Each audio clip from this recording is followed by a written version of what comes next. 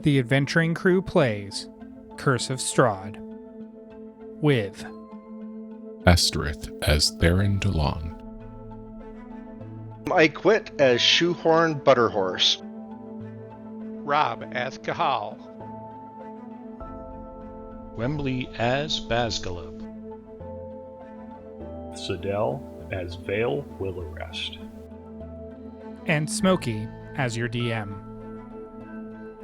Music provided by Upbeat.io. Original art by Vintage Cartoon. Episode 1.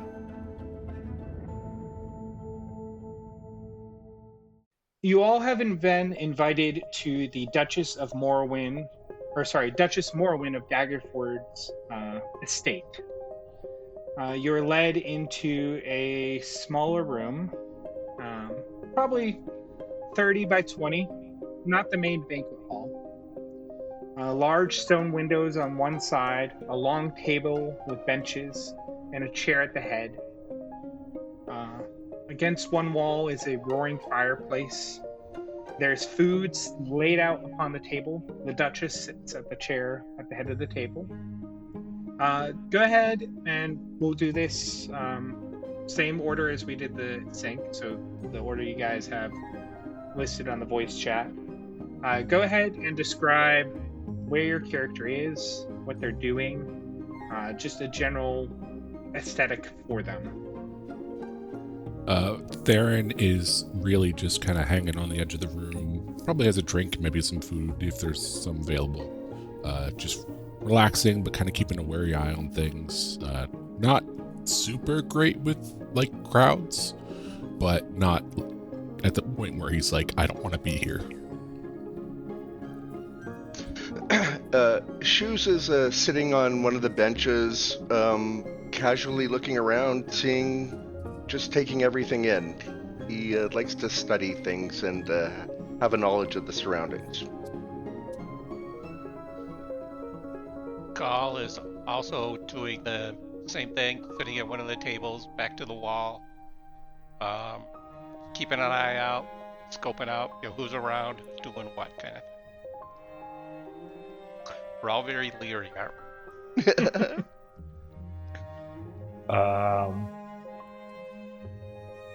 So I think I've sat down quietly at the end at like the far end of the table. Vale is he's looking around, checking out the decor, etc. Just open-eyed, looking at his surroundings. He nods to each one of the other party members as they enter or come in, but hasn't said anything. He's just has the look of I'll wait to speak my piece until I'm called upon or until someone needs something. Okay.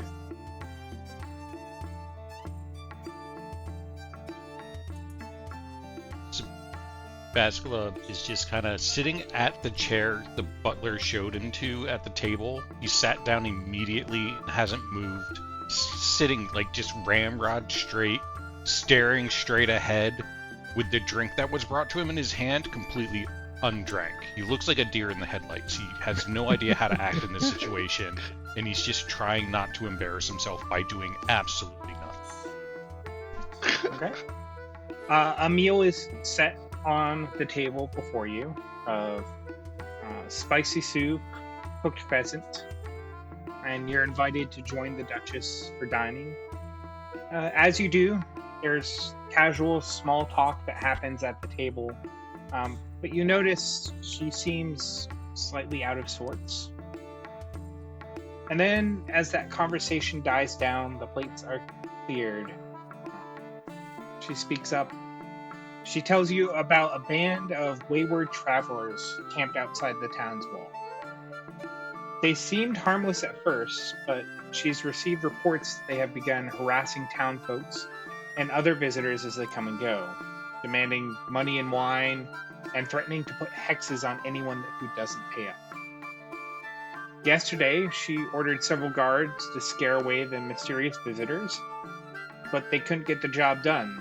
When they returned, they spoke sympathetically about the visitors. It seemed as if the guards had been magically charmed. She doesn't want any armed conflict, but she aims to send a stern message to the visitors and asks you to deliver on her behalf. The message? If they don't leave before dawn, she says, I'll burn their wagons to the ground.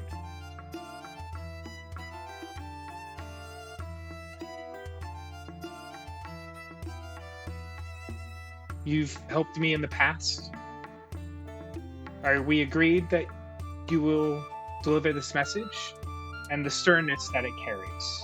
As I said, I don't want to have to do it, but they are causing troubles for me. Well, as a former militiaman, this is kind of right up my alley, isn't it? What can you tell us about the group of folks out there? What are they? Are they traveling merchants, or are they a gang? Is it all humans, or is it a mix? What can you tell us about the group? And any reason that they may that you've at least come to understand that they've been out there? Well, no one really knows where they came from. We spotted their wagons coming out of the woods along one of the trails, but the city along that trail had no news of them when I inquired. As they are all humans, brightly colored wagons and clothing, horses. They don't seem to be a gang, and they also don't seem to be selling much or offering any services. They seem to have simply appeared and set up shop outside the walls of my town here. Basically just being bullies. They were Is harmless that- at first. Is that illegal or just not wanted? Well, it's a bit unsightly to have camps of wanderers at the walls, but I'm not heartless and know others have to travel. As I said, it was fine when they seemed harmless, but when they started harassing merchants and others traveling through the gates and threatening them with hexes, though some of them are like, all your cow's milk will curdle out of its udders or the like. So I don't know how seriously to take these, but they are now causing trouble, so now must go. Got it. Where they camped out outside town? Remind us, is there only one gate in and out of town? Yes, this is a smallerish town. So only one gate. She says that it's a little ways up the main path out of the town is where they've set up camp.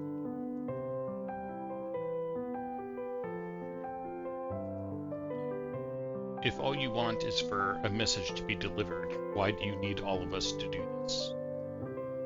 Well, as I said, I sent my guards and explained the situation to them. When they left, they seemed amicable. But when they returned, they said that they talked to these strangers and that they had convinced them that they deserved to stay and that we shouldn't bother them. When I had one of my mages investigate them, it appeared that they had been charmed. So now I'm having to escalate this beyond just the simple guards and ask those who have shown a little bit more capability. I'm glad to help. As am I. Tell us what about the pay for this. We haven't worked out those details yet. Yes. Well, it is a simple task. One easily accomplishable in a single night. Shouldn't require any violence, but as I said, is suspicious and requiring a higher level of skill, I'm willing to offer you, say, 20 gold each to complete this task. More than fair to me. That seems fair. But I do ask, as soon as we are done with dinner, that you set out to deliver this message. Or if they are still camped out there and not breaking camp by the morning, then I will have to rally the town guard to force them away, and not simply impose intimidation, but as I say, burn their wagons and make it so that they must leave. Why wait to finish dinner? Let us be about this task now. And Basgula starts taking his plate and dumps the contents onto a napkin that he folds up and puts in his bag. She looks at you and goes, well, if you are that enthusiastic about completing the task, then very well. I can have your meals set aside. There will be food when you return. I'm a gracious host. I would not simply invite you into my house and not feed you. I smile at the orc. I'm going to like you. I also kind of grin at the orc, and I stand up and I grab a roll off the table and get ready to follow Basgula. Alright, so you guys are all setting out on this? Yeah, I raise an eyebrow at the at the orc and with a sly grin, and then I graciously thank her for the dinner and the opportunity for this little business venture that we have here. All right. So you guys leave the manor house and begin walking along the street and outside of the city. It's about a couple minutes walk outside of the city gates. As the evening grows dark, you see a dozen men and women gathered around a crackling bonfire. The folk are in good spirits. A few of them sing and dance around the fire, while others find happiness in their flasks and wineskins. 3 barrel-topped wagons are parked at odd angles, tied to a nearby tree. Grazing are half a dozen draft horses wearing bright coats with bangles and tassels. So, do we see anybody that seems to be in a position of power versus others? Just someone who seems to be the leader. Some sort of authority, some sort of leader, something Exactly. like that. You see an older gentleman with a red coat sitting near the fire. As you approach, he actually stands up and starts walking towards you. Smokey, I think I would. So is this on a hill and the hill is totally exposed? No, more so. It's a path, and this is sort of like a field off to the side of the path. Mm-hmm. Is where you guys are at. I think I would like to, basically be the tail end of the party, and Bale's goal would be to sort of maybe sneak around to a wagon that hasn't, that's on the edge. The goal would be to sneak up without being noticed. All right, go ahead and roll me a stealth check. All right.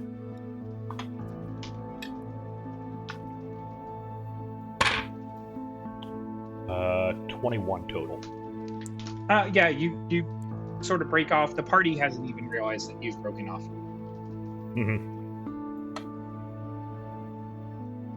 All right, so I'll walk up to the older gentleman. Mm-hmm. Good evening. Yeah. I'm Good Kahal. evening. I am Stalamir. You Hello, said your name Stalamir. was Kahal? Kahal, yes. What's going on here? What's all this then? We are travelers. I gotta lead into the cop thing here, right? All right, what's all this then? Simply set up camp out here and along our journey. How long are you going to stay? Ah, well, we're looking for someone, and when they are found, then we'll move on. So how long, could you give us a description of this person? How long have you been looking for them? When did they disappear? Oh, how long? Many, many years. But I do It's not know what they not look like. Sorry, say again? I do not know what they look like. I Then simply how are know, you going to know when you find them? we will know. So like a vibe thing or a description Very or much so. Yes. A vibe, as you say. Vale, are you simply keeping watch, or are you doing anything while you are split off? Well, I'm split off. Do the wagons have a window in either the front or back or side of them to be able to look in? Oh, yeah, it's like a big, like, full door. Do you know, like, the wagon from Pinocchio? Yeah, It's a wagon like that. got it. I want to peek in the wagon that I'm hiding behind. Okay. To see what I see inside. Roll me perception.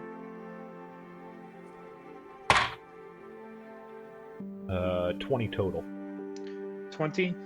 Inside, you see, like, at the side opposite of the door, there's a shelf bed that is, like, full of colorful blankets and the like.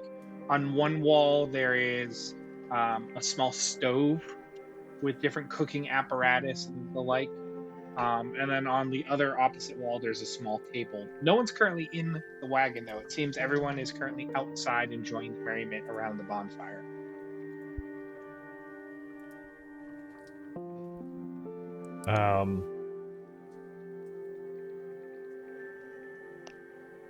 Cahal will bounce back to you and the rest of the group in the conversation with this gentleman. All right, so you have some vague person, no known description, no known last location, and so you're just going to hang out here for how long? Until you find someone else again? Until we find them, or until we feel the pull draw us somewhere else. Well, I've been asked by the locals here to kindly ask y'all to move along. You're being disruptive, and that is not something that they take kindly to here. Well, I have no desire to make enemies of the locals here. Perhaps we can make a deal. I have a story to tell. You listen to my story, and afterwards, we'll go to bed and break camp in the morning. How about break camp? What time of night is it? It is evening, like right? late evening by this point, or early evening. Like it's dark enough now that the bonfire is the only thing providing light in this area. Okay, so being the knowing it's like 20 some odd folks, it's going to take them a while to break camp, even if they started like right now, right? Yeah, and the Duchess said they don't have to be gone, but they have to be breaking camp. They can't be like still camped out in the morning. Got it. What is All right. the rest of the group doing? As far as like the group of individuals, Yeah, they still partying?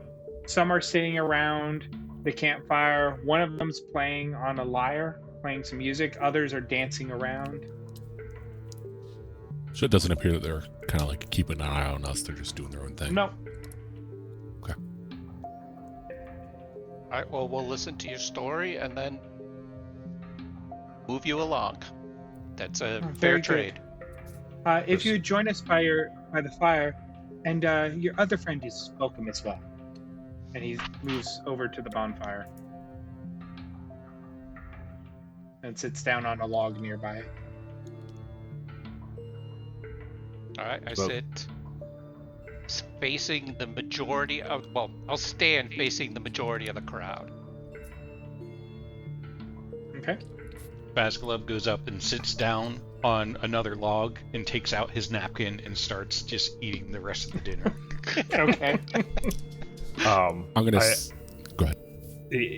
While they're doing that, I want to make it clear that I've been in the wagon. Like, I'm not trying to alert them, but like, pull the blankets down off the shelf, and then in chalk or in soot, leave a message on a wall that says leave now before there's trouble. Okay. You're able to do so while the rest of the conversation was going on. Afterwards, do you rejoin the party, or are you going elsewhere? Afterwards, I want to sneak back out and stay off to the side. Okay. Roll me another stealth check. 18. 18. Okay. Carrying on.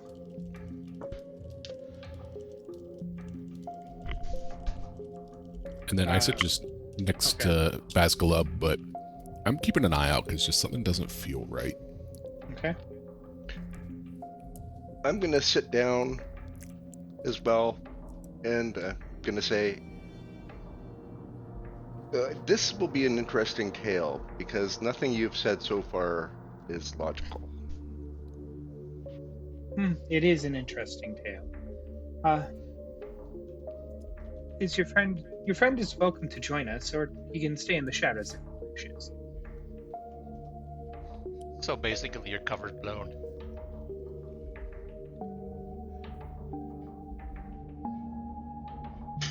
Vale, do you stay hidden to the side, or do you join? Yep. I don't say anything and don't give away my position. Okay. He looks off into the darkness. Very well. Stalmir fills his mouth with wine, then spits into the fire. The flames turn from orange to green. As they dance and sway, a dark shape appears in the bonfire's core. We come from an ancient land whose name is long forgotten. A land of kings. Our enemies forced us from our homes, and now we wander the lost roads. The dark shape in the fire takes the form of a man being knocked from his horse, a spear piercing his side. Stalmir continues. One night, a wounded soldier staggered into our camp and collapsed. We nursed his terrible injury and quenched his thirst with wine. He survived. When we asked him who he was, he wouldn't say. All he wanted was to return home, but we were deep in the lands of his enemies. We took him as one of our own and followed him back towards his homeland. His enemies hunted him. They said he was a prince, yet we did not give him up, even when their assassins fell upon us like wolves. Deep in the bonfire, you see the dark figure standing with a sword drawn, fighting off a host of shadowy shapes. This man of royal blood fought to protect us, as we protect him. We bore him safely to his home, and he thanked us. He said, "I owe you my life. Stay as long as you wish, leave when you choose, and know that you will always be safe here." The figure in the dancing fire vanquishes its final foe, then disperses in a cloud of smoke and embers. Stalmir's face becomes a somber mask. A curse has befallen our noble prince, turning him into a tyrant. We alone have the power to leave his domain. We've traveled far and wide to find heroes, such as yourselves, to end our dread lord's curse and put his troubled soul to rest. It seems the mist of Barovia hunt you this night. If they catch you, seek out Madame Eva. She knows all. The moment passes, and the mood breaks with a burst of laughter from a nearby musician. The fire returns to its normal hue, and the individuals around you resume their revels. Stalmir simply nods, his tail tone. Though the individuals around you offer no threat, something in the tale stays with you as you excuse yourselves from the camp. You guys, anything you would wish to do before leaving the camp? I wanted to.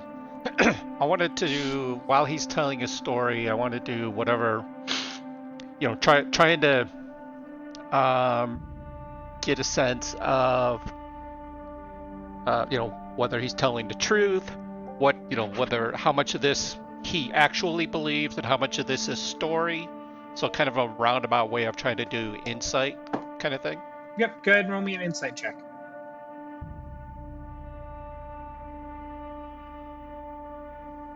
Yeah, that was only a 10. A 10? He seems to believe this story.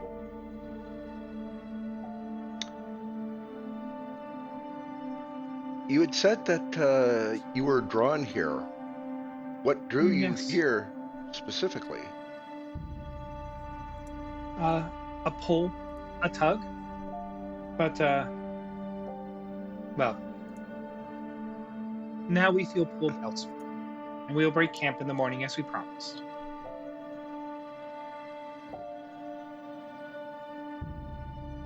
Okay. Ask. That seems fair enough, and all we've been asked to ask you to do is to move along. Theron, were you going to say something?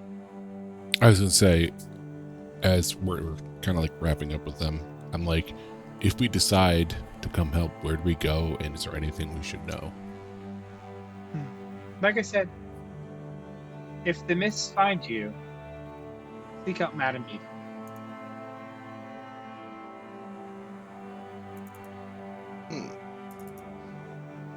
Alright, so I write all that down in my little cop notebook. Okay. Anything else you guys would like to do before leaving their camp? Did you spell that name? Which name? Madame Eva? Eva.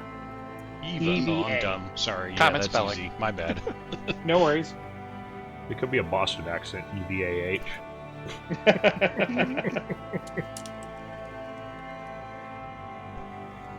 Well, thank you for the interesting story, and may you have good journeys ahead of you. So, as you guys travel back, the air feels heavier, your thoughts pulled towards the distant echoes of sword and shadow. You leave the clearing behind, heading back towards Daggerford, beneath a sky that seems somehow dimmer than before. You guys regroup, are traveling along the trail back to the city. Anything you wish to do while you're traveling?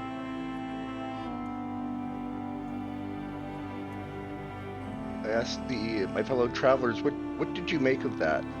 The show with the fire. What was going on there? Well, someone can do illusion, kind of, neat performance kind of thing.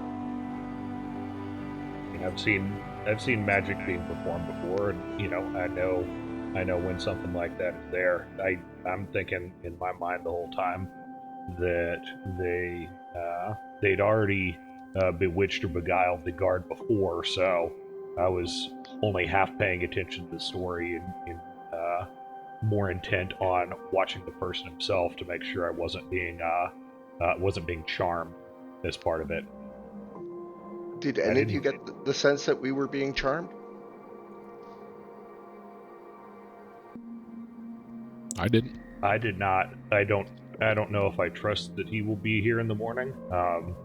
There's a lot of pieces that don't seem to add up. I agree. But if they are gone in the morning, well, great. That was easy money. I'll take my 20 gold and go on my way. Sounds fantastic. I don't know that I want to go all the way back. Maybe I'll scout around the outside far enough that I can keep an eye on the fire, be sort of between them and the entrance to the city.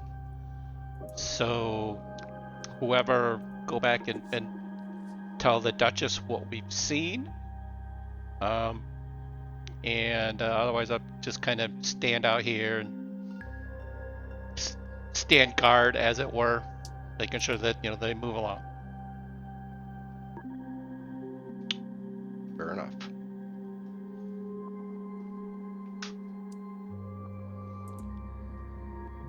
So I guess we're heading back to the city. Yep. -1. I think we head back to town. Phil Hall, we will see you back in town. I will say it was interesting in looking through their wagon.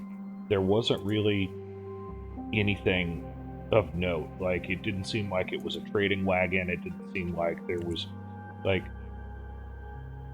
I would have expected with wagons like that to either have had a lot more stuff in terms of their belongings. You normally expect caravans like that to just be chock full of, like, all the petty things in life, and the caravan was relatively sparse on the inside, and so they're not selling anything, and it looks like they pack pretty light, which was kind of an oddity for traveling folks. So I'm still not sure what to make of it. Did you get the sense that it was staged? No, Like I don't think so. But it's hard to say. Yeah, I don't get the sense that I don't get the sense that it was actually a staged thing, but it's also like, have you ever been over to a house that just doesn't feel lived in? It was kind of like that. Yeah, that's what I meant by staged. Like, Yeah. real estate agents stage a house. Yeah, it that was kind of the feeling.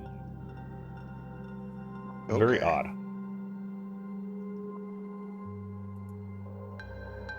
Also, I don't know whether that guy was bluffing or not, because I was quiet as a mouse. There is no way in hell that he heard me get in and out of there. I'm no amateur. It could have been murdered, though. It could have been magic.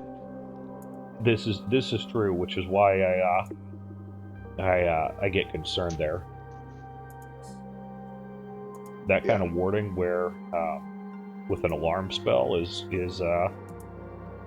that's higher level magic than I'm used to seeing.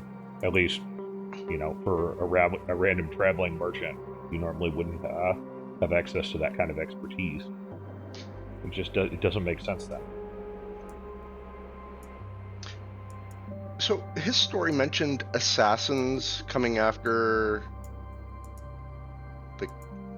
the prince or whatever that they were that they were looking after, and now this prince is apparently been turned and is acting evil. Are we sure this guy's telling us the truth? Are they the assassins? Are they looking for this guy to end him? It would be a rather large, kind of obvious, with like 20 some odd people. Yeah, you could probably, peel a couple off and sneak off and do whatever kind of thing. And they are very, they are very noticeable. So it's not a really great cover in that way.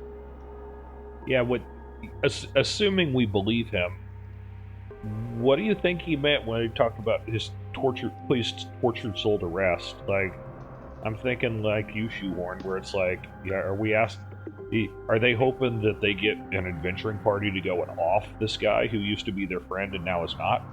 Like, that seems kind of a roundabout way of going about it. Yeah, exactly. So, I think we all agree that there is something off about this. The question is, if this band of vagrants do break camp and are heading out of the way in the morning, do we follow up on this, or do we just, okay, that was an interesting story and that's their excuse for, trying to score some money off of people entering and leaving the city. I mean, the pay doesn't seem great. They didn't have anything worth taking in the wagon, so pay doesn't seem like it's great. Yeah, there's a lot of stuff that in that way doesn't really add up. But So, as you travel, the woods are quiet and you make your way along the trail back to Daggerford. A chill creeps into the air, unexpected for this time of year. The path beneath your feet feels oddly muffled, and the trees along the roadside begin to blur at the edges. A pale mist gathers in the underbrush, curling like fingers around your boots. With each step, the fog thickens, rising and clinging to the air like a living thing. Conversation dies down, even the birds fall silent. Cahal, you experience the same thing as you travel along this path. You walk for a few minutes. You should see the bonfire by now, but you don't even see it lighting up the fog ahead of you. In fact, you see your rest of your compatriots walking back towards you. well, I know that ain't right because they were going the other way. The rest of the party, you see Cahal standing in the path in front of you, seemingly on the path back to Daggerford. Hey, Cahal, I thought you were going to watch the group. Well, I was, and I thought y'all were going back to the town. And We are. That's okay. That's. What if we walk backwards? Maybe that'll. Maybe that'll reverse it, right? Stuck in the Twilight Zone. As you look around, you don't know when it exactly happened, but you realize the trees here aren't the same trees that lined the road before. The bark is darker, air is heavier, and the forest is unfamiliar. You're no longer on the road to Daggerford. Did we notice the mist, as you said? Oh, yes. Yeah, you saw the mist moving in. It looked like normal mist. But Did we encounter... I'm asking the party, did we encounter the mists of Barovia that Stalamir was talking about? I suspect, as like the commercial says, we're soaking in it. Okay. Hmm. So, we're in unfamiliar surroundings now. I don't suggest that we split up anymore. And what should we do? Do we pick a direction and go, or what are you guys feeling? Smokey, I wanna look up and see if I recognize the stars overhead. Can we see the stars overhead? There's nothing but solid mist. It's just solid mist. Yeah. Although the area that you are standing in the path, like the mist is thick and heavy in the trees that line this path and behind you. But the path ahead, there is hints and wisps, but it is more so darkness ahead on that path.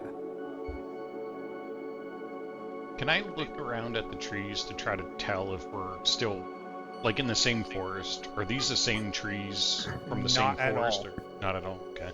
Completely different species.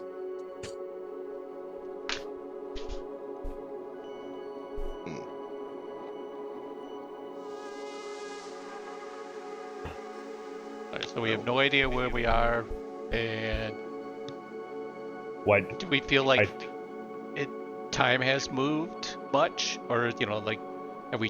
Does it feel like we're still in the same relative time? It's been a couple minutes.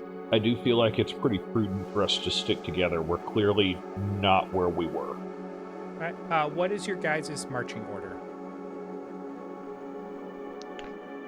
Well, I'll take the lead. Sorry, what was that? So I'll take the Kahal. I'll jump up front. Right. It can be as many ranks or as many wide as you wish. This is a fairly wide path. I'll be right behind Kahal. Okay. I have the ability to cast light. Will that help us cut through the mist? Or should I put it on the person in front? It would be like turning on your headlights in fog. That's exactly what I was thinking. I want to be in the back, Smokey. Vale. Vale's in the back. Take up So the that rear. leaves Shoehorn and Theron. Where would you guys like to be? Close to the center is where I would feel safest. All right.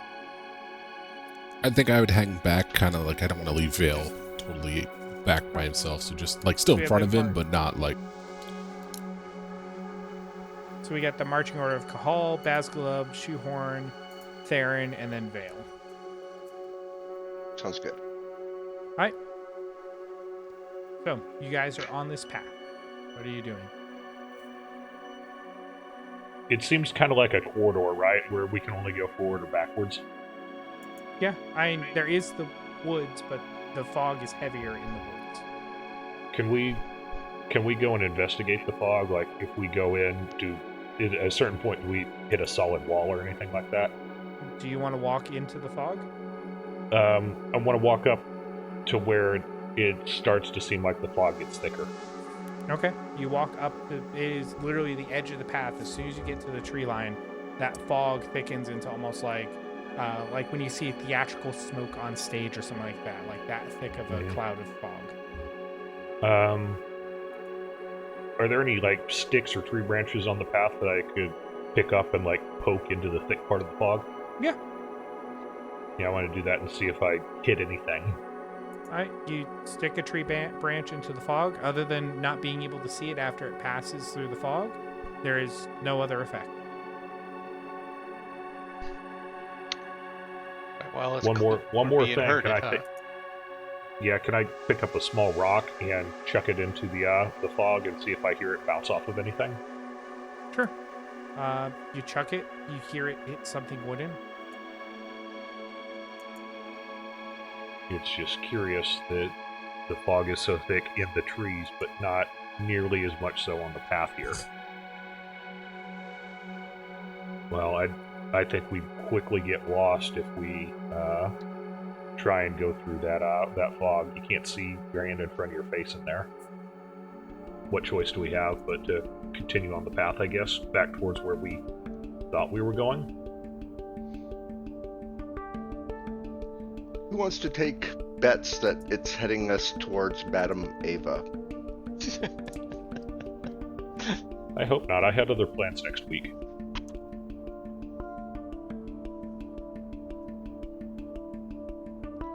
Well, hope is not a plan, so. I know. Are you guys continuing along the path?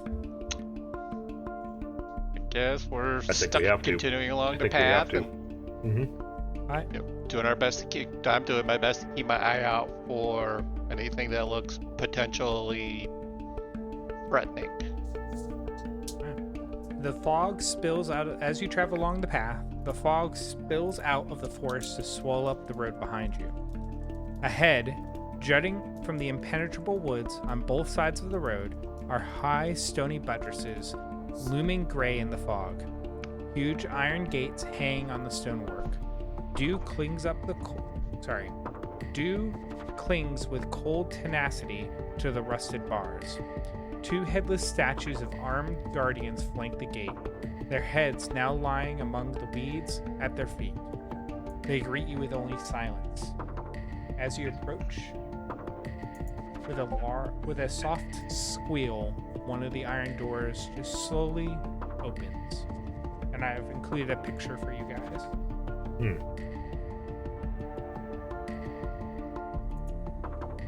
Oh, that's way bigger than my mind had. Okay, where are you seeing the picture? Do we recognize the... in Discord. Yep.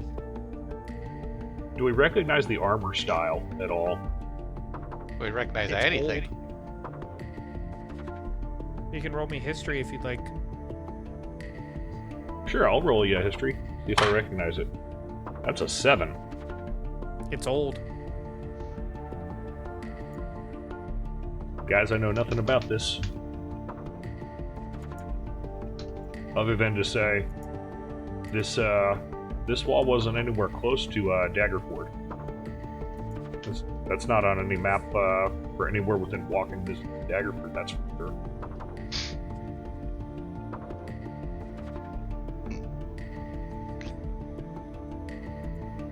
So, we're not sure if... Are we on the same plane as Daggerford? Did we change material plane? I mean, we have obviously been hit with some serious magic. I know not.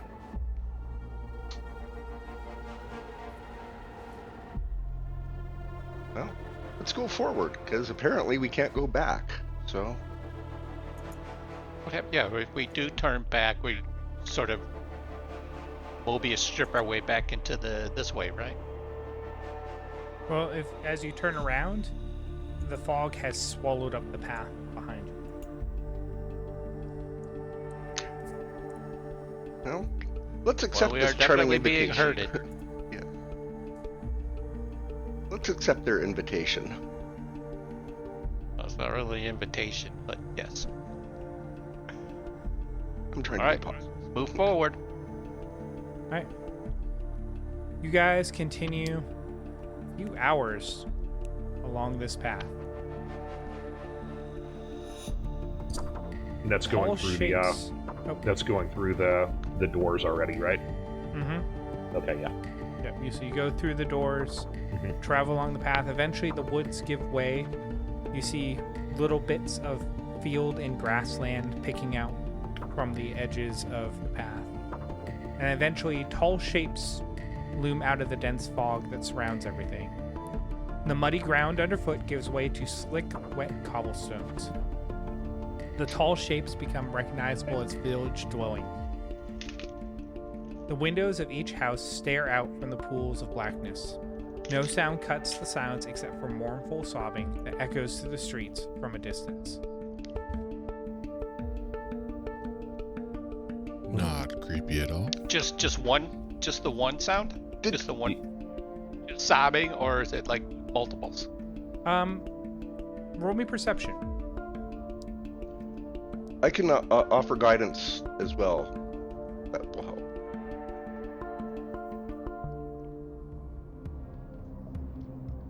Well, that is a natural 20 for a 22. Hey, there you go. 22. It sounds like two small children. And it's coming... You guys are currently standing in a crossroads. It's coming from the path to your north. Guess we should check it out. There's someone who needs help. Is it still misty in that area? Or I'm not sure where the mist is. Okay. And did the gates vanish in the mist as we passed them? You've walked a few hours away from the gates. Okay. Let's go and see if we can help some kids. I call out, "Children, where are you?" You hear a voice in the distance up to the north. Over here. Do you guys walk up that way? Mage armor. Okay. And yeah, we'll walk up that way. Okay. The gravel road leads to a village, its tall houses dark as tombstones. Nestled among these solemn dwellings are a handful of closed-up shops, even the tavern is shut tight. A soft whimpering draws your eyes towards a pair of children standing in the middle of an otherwise lifeless street. You see a young girl, perhaps 9, 11, 10, in a black dress with a red cape, and a younger boy in a white hooded jacket clutching a small teddy bear. The young boy is weeping and clutching the doll while the older sister is trying to hush him. After shushing the boy, the girl turns to you and says, "There's monsters in our house." She then points to a tall brick row house that has seen better days. Its windows are dark. It has a gated portico on the ground floor, and the rusty gate is slightly ajar. The houses on either side are abandoned, their windows and doors boarded up. I asked the kids, where's everybody else? They're asleep. They don't go wandering out into the mist. You disappear if you go into the mist. Yeah, tell us about it, jeez. Why aren't you at home in bed? Oh, the monsters, that's right. There's no parents monsters. there? Our parents keep the monsters trapped in the basement. So they're in the basement. Yes. And our baby brother is up in the nursery on the 3rd floor. We couldn't get him without risking the monsters catching us. And are your so did the monsters get your parents then? Is that it? We don't know. They went down into the basement, and all we can hear is the terrible howls that came up from there. Alright, just for the record, in IRL, I don't have any kids. So I don't have any idea how to deal with these kids. So you parents in real life are going to have to take the lead on this. I mean, clearly something is not right here. Looking at the kids, can I get any sense of what really is going on here? How are you attempting to do this? It feels like there's magic going on. Can I do, try and detect what is actually going on? So you're trying to discern if there's a magical spell or something like that? Yeah. So Arcana is not a replacement for detect magic or identify, but you can roll Arcana to see if you notice any telltale signs of spell casting, such as runes or glyphs. Their absence doesn't necessarily mean there isn't magic. Right, but there may not be some sort of obvious sign something's going on. So go ahead and roll Arcana. 16. 16? Nothing catches your attention. Okay. Hey kids, when was the last time you ate? We had dinner with our parents this morning before we went to bed. This morning? Or sorry, this evening. Sorry. Oh, okay. Okay. I was like, are you telling us Dang, something I here? thought that was it a clue. I was like, are they undead? Did they?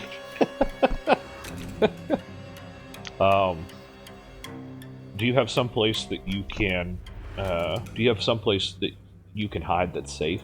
While we take a look. We can wait in the portico, just outside the house. But everyone else has their houses locked up, and they're afraid to come out for the mist. They won't open the doors. So no neighbors that you know, no friends that you can go stay with, anything like that? Oh, none that would let us in. We have to wait for the mist to pass. So Does the mist go away in the morning, or does it stick around all day? Oh, it's not usually this thick. Normally it's just sort of on the outskirts. Have you heard of Madame Eva? No.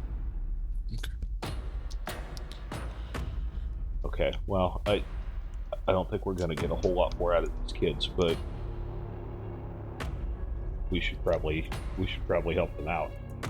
And who knows what we'll find inside. kids, wait on the portico. We'll go inside the house. If anything happens, yell, and we can come out and help. Okay. Thank you. Are you gonna take care of the monsters? We'll do our best. If we have to, we're hopefully won't see the monsters and can find out where your parents went. Have you seen the monsters before? No, our parents only told us about them. So we don't go down into the basement.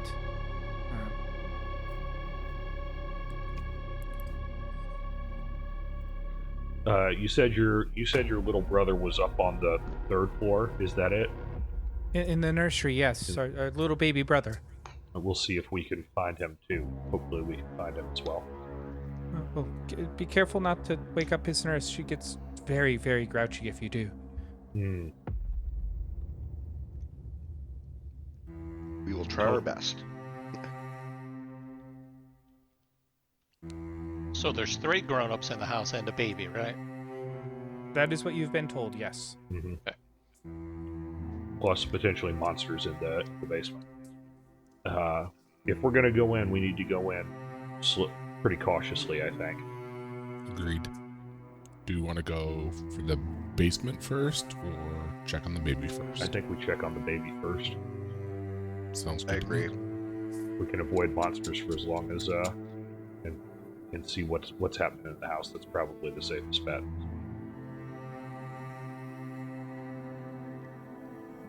Okay. All right, so this is sort of like a row home. So there's the front of the house has a stoop that goes up to a little sort of open air room with a wrought iron gate that hinges on one side. That fills this archway at the top of the stoop, and then leads in to a set of oaken doors that have oil lamps hanging from either side from the ceiling. Are the lamps lit? They are, yes.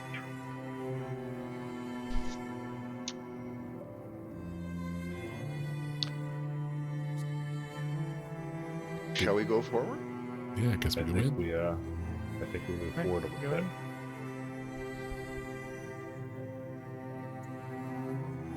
So the oaken doors open up into a 10-foot by 15-foot room. So 10-foot wide, 15-foot long. Hanging on the south wall. Let me get my graph paper. I said, wait, let me get my old school graph paper out. Wait, you didn't play D&D back in the old days. Continue. Alright, hanging on the south wall of the foyer is a shield emblazoned with a coat of arms. It's a stylized golden windmill on a red field, flanked by framed portraits of stony-faced aristocrats. Mahogany-framed double doors leading from the foyer to the main hall are set on the northern wall with panes of stained glass.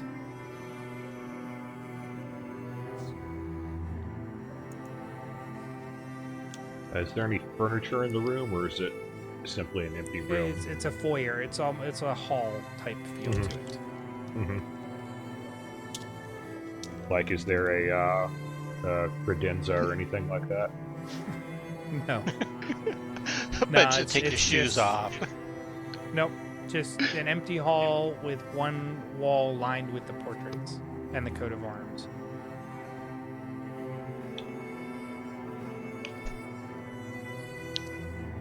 Alright, well, I guess we have to go...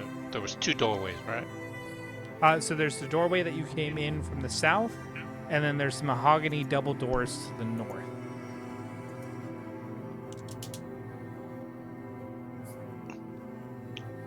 Alright, so try to open some doors quietly, see what we see. Alright, you open up the doors.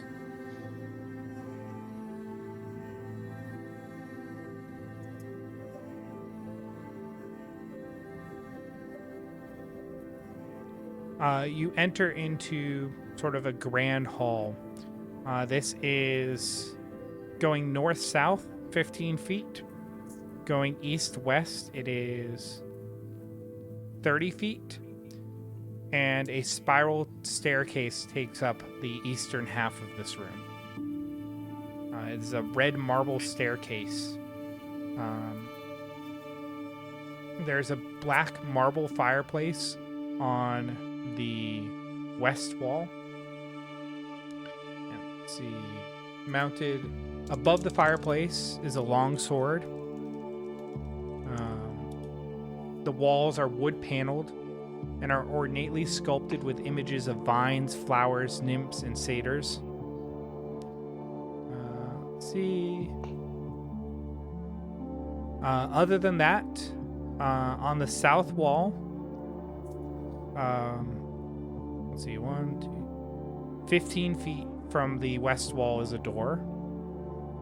Then on the north wall, 5 feet from the west wall is a door.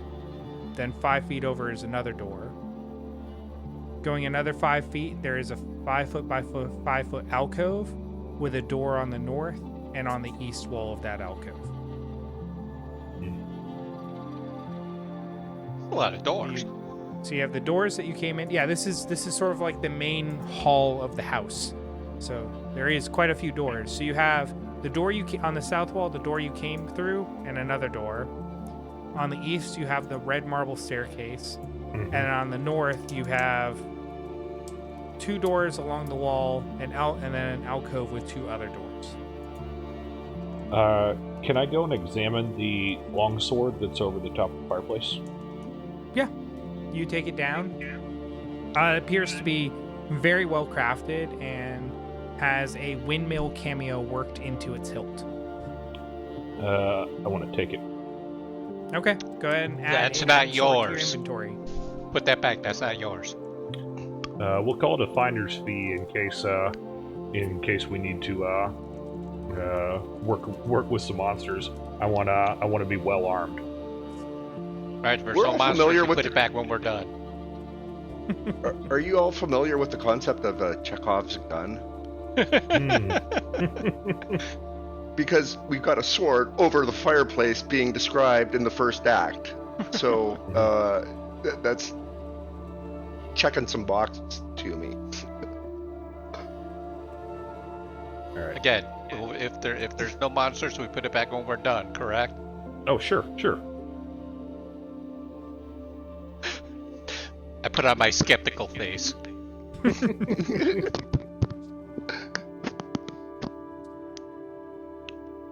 Alright, do we want to go try to find I'm guessing bedrooms to be upstairs? I think so. Alright. I'm noticing a lot of red in this particular theme, but anyway. Alright, let's go check Was the fireplace burning, or was it embers, or was it cold? It was cold. Okay. Alright, let's go upstairs and see what we see. Are you guys going to go upstairs? I think so. Yep.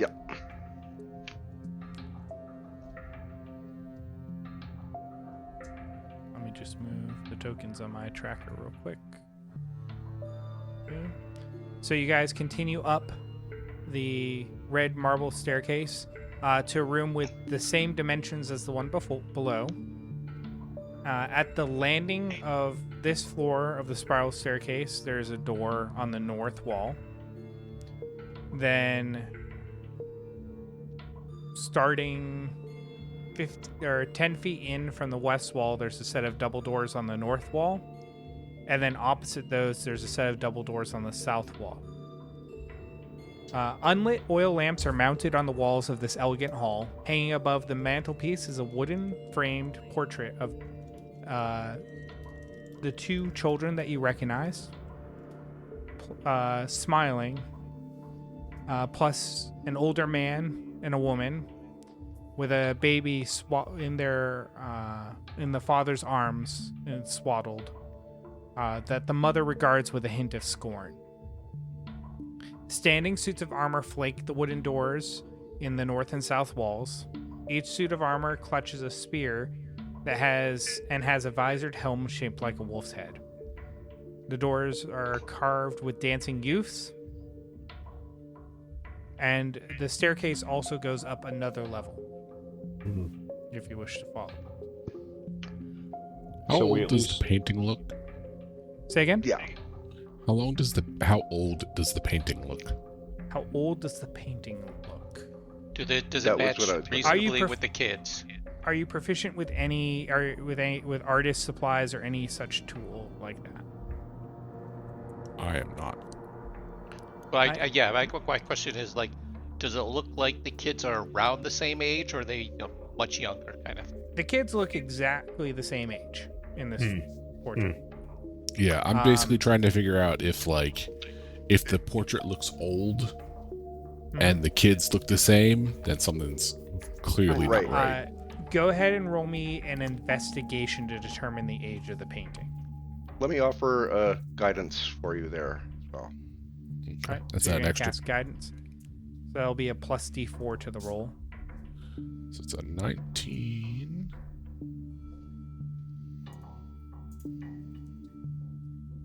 +1. So an unnatural 20. Unnatural 20. There is no wearing on the frame, no dust along it. Relatively so the colors recent are painting. bright and vibrant. Okay.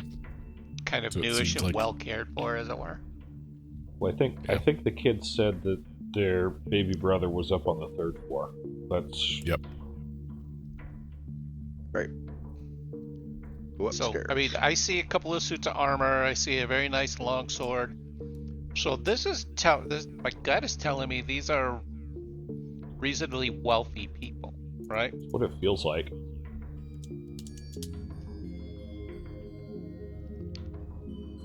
Yes. That's what it feels like. I think that's an astute observation. All right. So you guys are going to continue up the red marble staircase. Moving on up. Okay. To the east side. The apartment in the sky. Look, I think I'm the only one old enough to have been contemporary to that.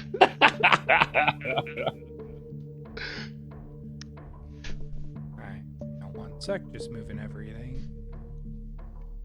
That's what Nick at Night was for, Rob. That was a CBS show. I know, but I mean that's a CBS show. It was on CBS, but it's even up into the reruns, 90s and early 2000s, it was on Nick at Night. Yeah. Alright, you guys reach the top of the staircase. So this is essentially a 15-foot going north and south by 20-foot room. 10 feet on the east side is completely taken up by the staircase. And then 10 feet wide on the west side is a almost hallway that has a balcony railing that looks over the staircase. On the northwest corner of this room, there's a little hallway that runs east-west and is 5 foot wide, or 5 foot north and south, and 10 foot east and west.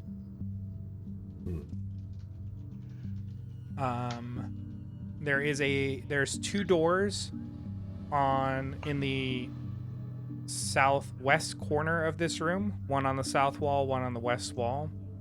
And in that little hallway on the northeast corner, on the north wall of that, there's a set of double doors. And then on the south wall, where it goes outside of this room, there's a door as well on the hallway. Further description. This balcony is dusty, with a suit of black plate armor standing against one wall, draped in cobwebs. Oil lamps are mounted on oak-painted walls, which are carved with woodland scenes of trees, falling leaves, and tiny critters. Are we in the Overlook Hotel? From The Shining? Because I'm trying to picture this, and I'm thinking there's impossible geometry going on here. What question do you have about the geometry?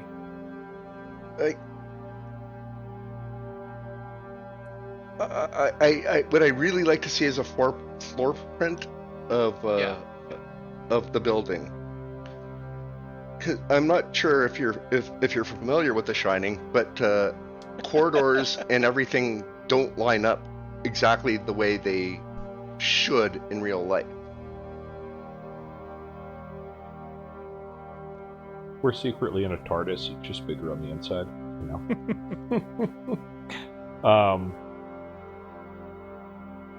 Smokey, do we see any? You said the alcove is pretty dusty. Is the rest of the floor pretty dusty, or is it well traveled? The space is dusty. The armor is covered in spider webs.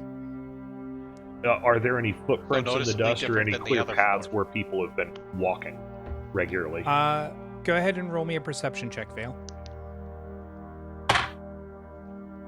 9. None that you see. But this space appears to be much less used than the spaces below, correct? I mean, or less cared for. Yeah, that's what I mean. Yeah, less cared for than the spaces below. It's kind of surprising with how dusty it is. This is where the nursery is. The kids said that their baby brother was up here on the 3rd floor. Do any of the doors look like they may be a nursery? Like, are they all just plain normal doors, or are they decorated? They are all the same. From at least where you're standing. Do you want to move up to a door and look at it more closely? Yeah, I do. All right. As you move up, which door are you wanting to look at?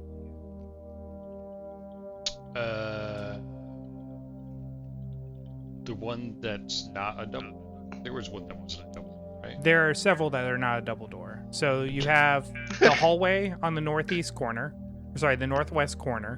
has a single door on its south wall. And then the southwest corner has a door on the west wall and a door on the south wall. Let's do the door on the west wall. Okay. So as you step past Cahal at the top of the stairs into the room, the armor begins to move. I need everyone to roll initiative. Sorry. Sure strike. I was just looking at a door. Cahal, you are up first. You are standing at the top of the stairs. Bazglub is ahead and to your left, just in essentially the square next to you, so 5 feet in melee with you. The animated armor is just to the armor that's moving and is now animated, I guess, is to his west. What would you like to do? Well, I would have to move through to get to the armor, correct? There's There's a space free north of Bazglub and a space free north of the armor. And then everybody else is kind of strung out behind me, still on the stairs? Correct. Alright, well, I want to clear the stairs, so I'll move north of Bazglub. Alright, so just north of him, leaving the space north of the armor free. You know what? Let me move to north of the armor, give enough space so hopefully 1 or 2 more people can come up. Okay. You are just north of the armor, so north of you is the entrance into the hallway that had the double doors and the other door. South of you is the armor, and then the stair landing is 10 feet to your east. Yeah, I don't have a good feel for the geography there. Can I move into the hallway there? You can, but you have to move past the armor and then move away from him, so it would get an attack of opportunity. You're essentially Bazglub's in melee. You move north along there, and then you are just north of the armor and in melee. Alright, well, I'll move north of the armor, and I want to whack him with my staff. Alright, go ahead and roll the attack. Yep, so you're using True Strike. Yep, so I'll just roll a regular d20, add 4, and go from there. Correct.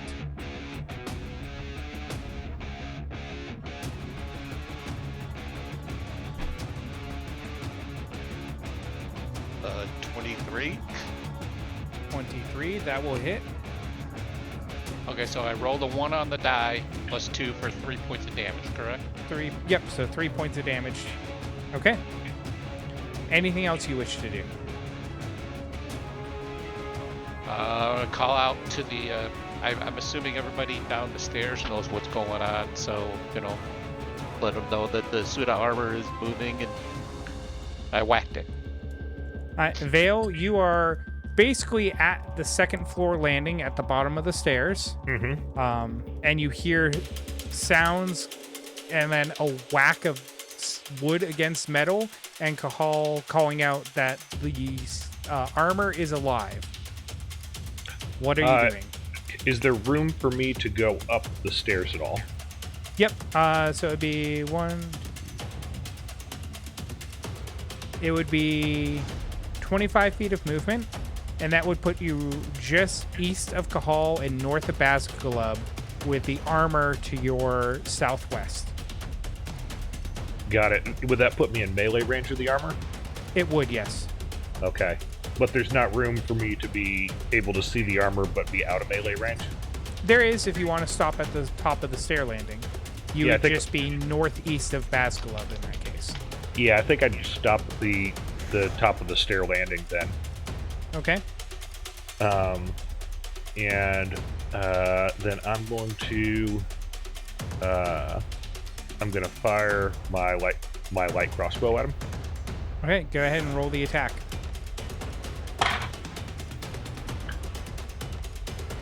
15. A 15 will miss. Got it.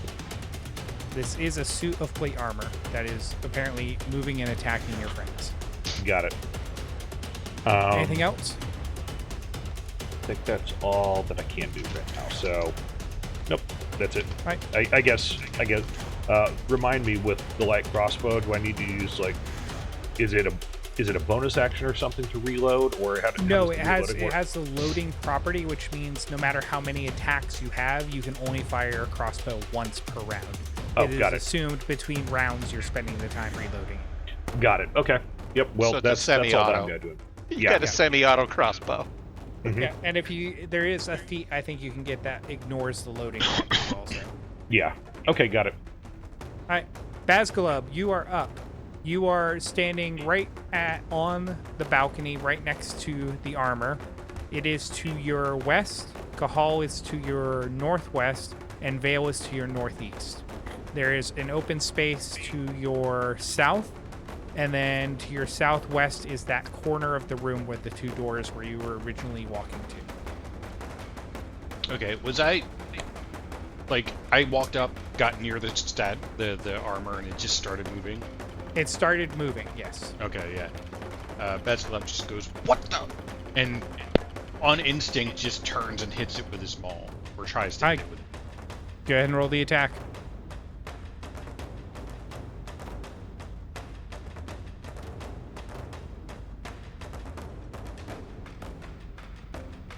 It's a 22 to hit.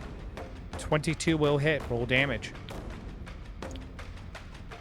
2 ones plus 2, so 4, and I want to use my weapon mastery skill at the top. Alright, what does that do? So if I hit a creature with my maul, I can force it to make a con save, which would be DC 8 plus 2 plus the ability modifier used to make the attack, which is strength, so plus 2, so a total of 12. Right, on a failed save, it goes prone. So con save against a DC of 12 and prone if he fails. Okay. That is an 18. Okay, well, he stands. Okay. Anything else? Nope, it's my turn. Theron, you are one sort of couple steps up the stairs, and you hear all this happening up the level above you. All right. I'm going to go up the stairs. Is there somewhere, can I get all the way up? You can. Vale is standing on the landing, but you can get right behind him and have line of sight of the armor just barely, or you can move into melee with the armor. I'm going to go ahead and stay behind Vale and use Eldritch Blast on the armor. Okay, so that's going to take 10 feet of movement to get to where you are at right now. Okay. Go and roll the attack with your Eldritch Blast. It's a 13. Alright, it will miss, but what does your Eldritch Blast look like? So, I think it just looks kind of like a bolt of cold energy And if you look close at like the heart of it, you can kind of see like the snowflake similar to my focus, kind of like in the heart of the blast. Okay. Anything else you'd like to do? You get your bonus action, and you also have additional movement if you'd like to use it. Looks. So right now, Vale is up the flight of stairs, right on the landing, and Shoehorn is right behind you on the stairs. Okay. Is there somewhere I can go that's not going to provoke an opportunity attack? You could go back down the stairs. No. Otherwise, you're going to have to be in melee in some form with this All right. armor. Then I'm just going to stay where I'm at. Okay. Shoehorn, you are halfway up the flight of stairs. Vale and Theron have run past you, and you hear this commotion happening above you. What would you like to do? Let me cast Ray of Frost then. I'd say go up. I'd say you could get that from where you're at, but he's gonna have some cover. Okay. So then, your choice. You could either get clear line of sight but be in melee, or stay where you're at and stay with range but have some cover. all right, let me go up to melee. Okay. You move past Vale. So Bazgalub is to your south. Vale is to your east. Shoehorn is to your west, and the armor is to your southwest. Now, being in melee and doing a ranged attack, you'll have disadvantage on the attack. But you could now use command if you wanted to. All right. Okay. Let's use. Let me try command. Okay. I'm not sure how that works, so I'll. So right. what is it? What type of save does it need to make?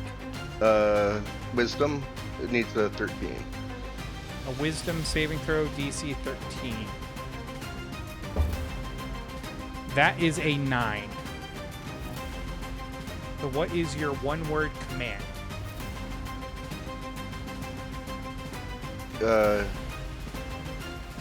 Prone. What is it? I think grovel is the example. That Yes, gives you for that. grovel. Yes, correct. All I like grovel. And all right, so the armor just goes on the floor and lays down, and it has to spend its turn doing that, right? Read me the spell real quick. The target has a prone condition and then ends its turn. Okay. So that will be the armor's, or I'm assuming you're done now, right? I am done. Yes. All right. So now it's the armor's turn. It spends its turn being prone and then ends its turn. But is this dude have any obvious weapon? He has been. No, there's no obvious weapon. Got it. All right. Cahal, it is your turn. You have Shoehorn to your east and the armor to your south. And the hallway to your north. The armor is currently prone. All right. Well, I think I'm going to try to bash him again with my staff. Because it is prone, you have advantage. And Shoehorn, you marked off your spell slot for command, right? Yes. Okay.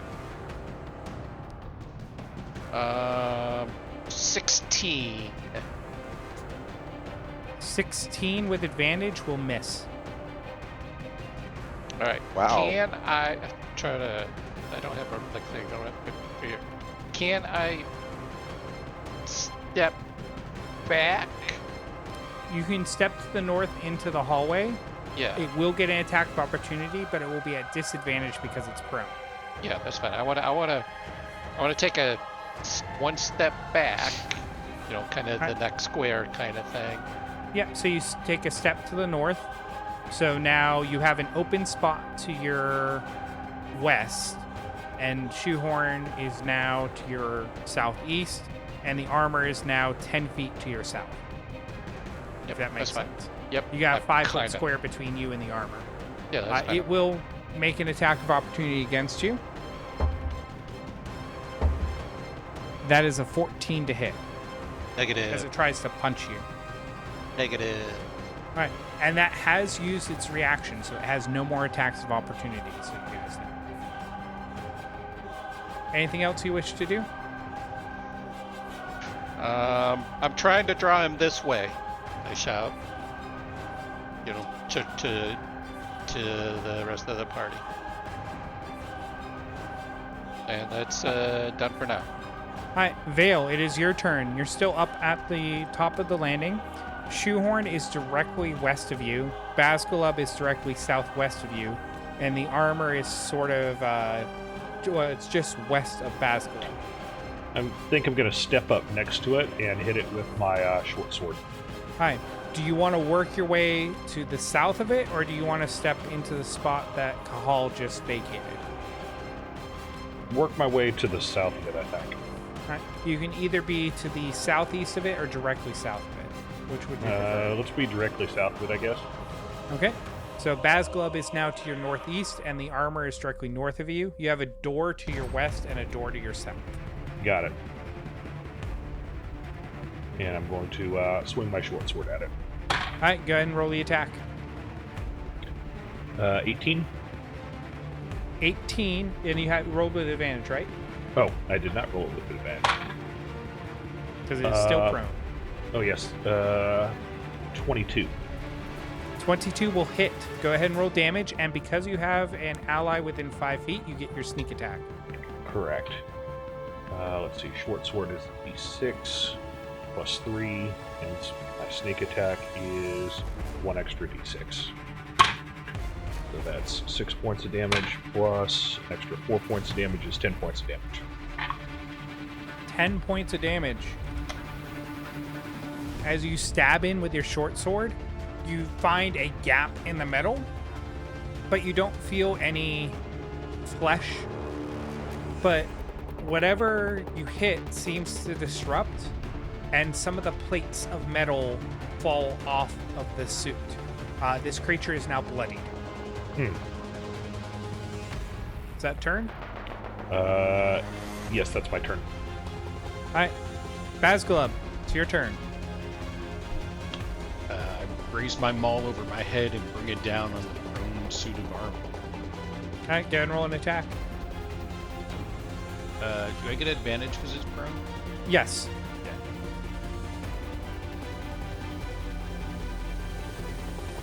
Oh, there you go. Nice. Nat 20. Natural 20. All right, that will hit. Do you want to double your dice or double the result of your dice?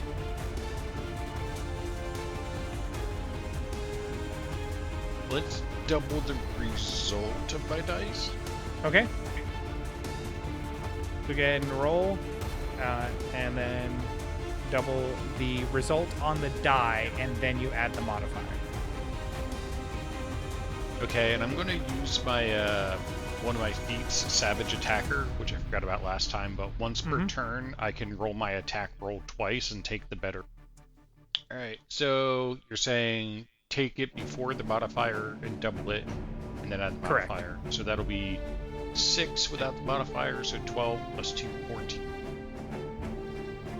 14. Your maul slams down into the back plate of the suit of armor, crumpling it in almost to the chest plate. It's still moving, and there's nothing leaks out or anything, but there is a dent in the back, the shape of your maul, that is almost the entire volume of the chest plate. It is now barely standing.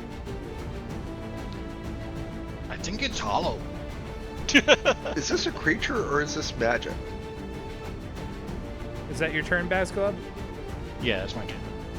Alright. Theron, it's your turn. You can move up to the landing of the stairs where Kahal was standing if you wish, or you can see this armor from where you're at. Of note, ranged attacks have disadvantage against prone creatures. So that disadvantage, and that doesn't cancel out advantage of the melee? So you have melee attacks have advantage against prone. Yes, Ranged attack has disadvantage against prone. I'm just being a smartass. Okay. All right. So, yeah, I mean, I'm going to stay on the landing, and again, I'm just going to try and do another Eldritch Blast, and just see what happens. Roll the attack with disadvantage. Dang. All right, cool. Not bad. With disadvantage, I got a 22. All right, go ahead and roll the damage from your Eldritch Blast. It's a total of 3. It had 2 hit points. Describe the Yay! Just the Eldritch Blast hits, and then you kind of see like the armor like frost over and then just shatter. Right. Yeah, the armor frosts over, and the chest plate shatters, and the rest of the pieces of the armor just clatter to the ground and then turn to dust. What in the world was that thing? I think it was the nanny. I hope not. Or maybe we hope so, and Well, what kind of place are we walking into if a suit of angry armor is a nanny or a small child? That's deeply concerning. Should we go back and talk to the kids and ask them what the hell is up with that? We've come this far. We should at least check in on the baby. Because they try to find the baby anyway. Okay. I want to continue to the door I was originally going to. It's the one on the west. All right, the one on the west appears. They all appear the same. There is no distinction. Can I listen at the door? See if there's any noise coming from that one? Sure, roll me perception. Let me give them guidance. Okay.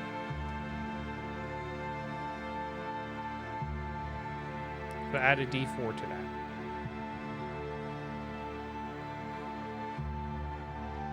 Uh, 13.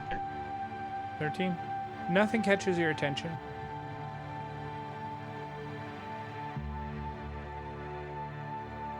Should I join it, guys? May as well. We need to find the baby. Yeah. Smokey, as we're going through, because we've encountered some interesting geometry, both before and after. Can I, with a piece of chalk from my pack, go and just make a small dot on the door frame, Sure. to go and indicate that I've been through? Mm-hmm. Okay.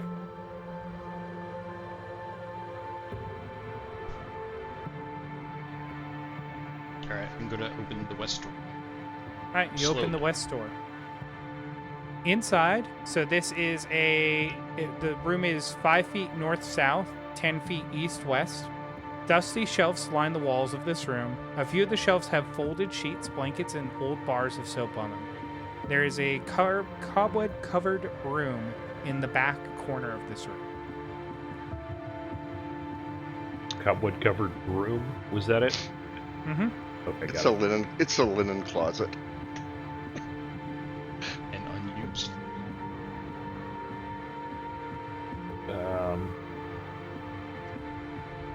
Can I go look around the room to see if there's anything of note or of use in there? You enter the room. Mhm. As you step into the room starts moving. Oh, not again. I look for Sorcerer's a Apprentice. mouse in wizard Yeah, robes. That's what I'm thinking too. Is the broom moving to attack me, or is it sweeping, or what's the broom doing? It moves in aggressive manner towards you. I need everyone to roll initiative again. Oh no, not the broom!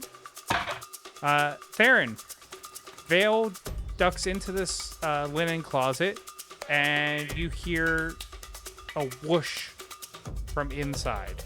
You can sort of peek around, so right now I put you guys back into marching order, but I moved Vale out. So Bazglub is right in front of the door into this linen closet. Vale is inside the door, and Theron, you are just northeast of Bazglub. And there is an open spot to your south. If I don't have a shot where I'm at with the ranged attack, do I? If you move to that open spot to the south, you do, but you'll be firing through 2 allies, so there will be some cover to the Broom.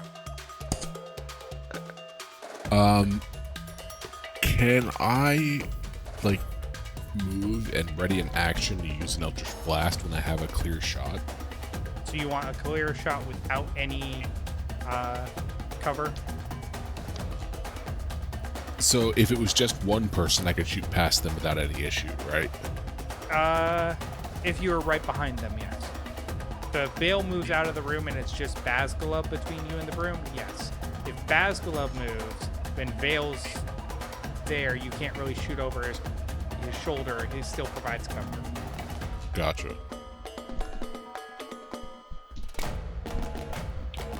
So yeah, I guess I just want to try and get as best a shot I can, but then just ready the Eldritch Blast if there's a better, when there's only one person in the way, basically. Okay. So you are going to have to hold concentration on the spell, just because it's a readied spell, but it's a cantrip, so you're not expending a spell slot to do so. Anything else you wish to do?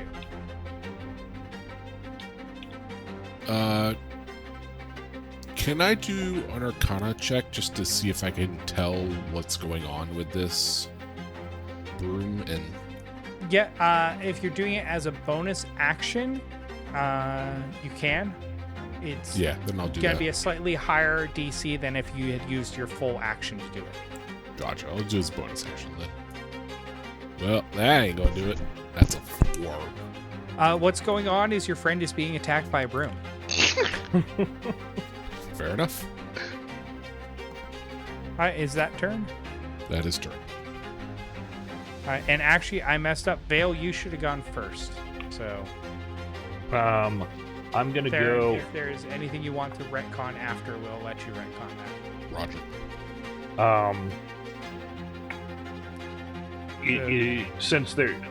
Since you said there's shelving and stuff like that, is there anything in the middle of the room that I could put in between me and the Broom? The room consists, if we're breaking it into the 5-foot squares. Yeah. 1 square of this room is you. 1 square of this room is the Broom. So it's pretty tiny. Yep. It's a 10-foot by 5-foot room. Got it. So I'm already in melee with the Broom, right? Correct. Got it. I don't know how you reason with the Broom, so I guess I'm just gonna try and hit the Broom with my. Let me try and hit the Broom with my short sword. All right, go ahead and roll the attack.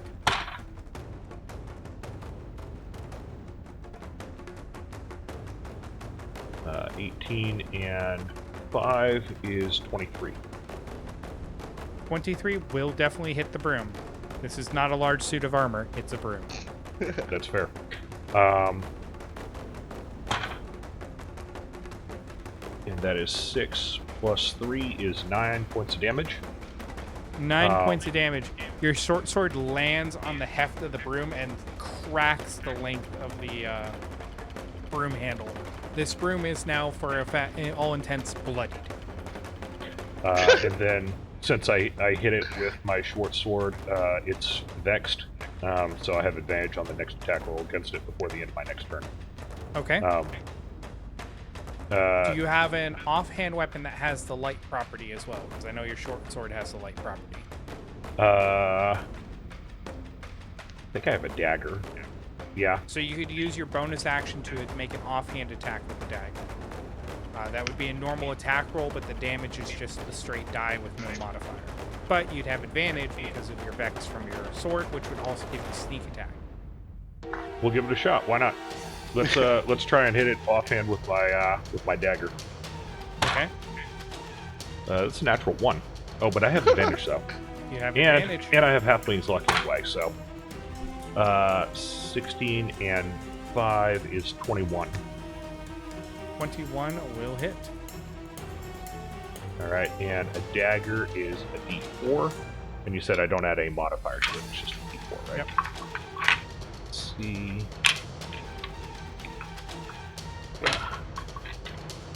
Hold on, my dice is stuck in its cage. There it is. And you also get your sneak attack as well. Mm-hmm. 4 points of damage, and another 3 is 7 points of damage on it. 7 points of damage. So as your sword comes up, you take the dagger and shove it into where that crack is and twist, and the broom handle begins to splinter and rip apart. Like you actually see the halves, and you see little sparks of purple energy sort of splitting out between the two halves of wood. This broom is barely standing. Impressive is standing at all. It's a broom. Anything else fail? I'm going to suggest you move out of the closet if possible. Yeah, with that, because it hasn't gone down yet, I'm going to jump back. I know it's going to try and hit me, but it is what it is. Yeah, it will make an attack of opportunity against you with its broom handle. That is a 12 to hit. Nope, I got a 14 AC. Okay. Theron, that would clear up a clear line of shot for you. So would you like to use your Eldritch Blast? Yes, please. All right, go ahead and roll the attack. It is a 16. 16 will hit. Roll damage. 5 damage. Dead. So is it just turn into splinters, or did it turn into ash, or? It splintered, and then completely, like, there's a pile of like sawdust and all the straw from the broom. It fell apart essentially. All right. So you guys have defeated the broom in the broom closet, and now know what is in that room. So that was the southwest door. What would you like to do next? So there's nothing of interest in that room, then? Would you like to poke a little bit more in there? I mean, it seems kind of weird that you've got a magic broom protecting a broom closet. Go ahead and roll me an investigation check. Let me offer guidance on that. For investigation, that is 9 and 4 is 13. 13? You don't find anything of interest in the room? Okay. So we've made a fair amount of noise in a very short time. Is there anything that we listen? Is there any? Can we hear like anybody waking up, moving around, anything like that? Roll perception. Offer guidance on that as well. 5. Well, don't Even forget without the your guidance, I'm sure it's not going to be good.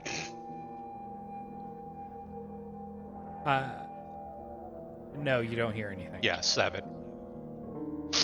Sorry, what? I can't hear after all the noise. It's triggered by tinnitus.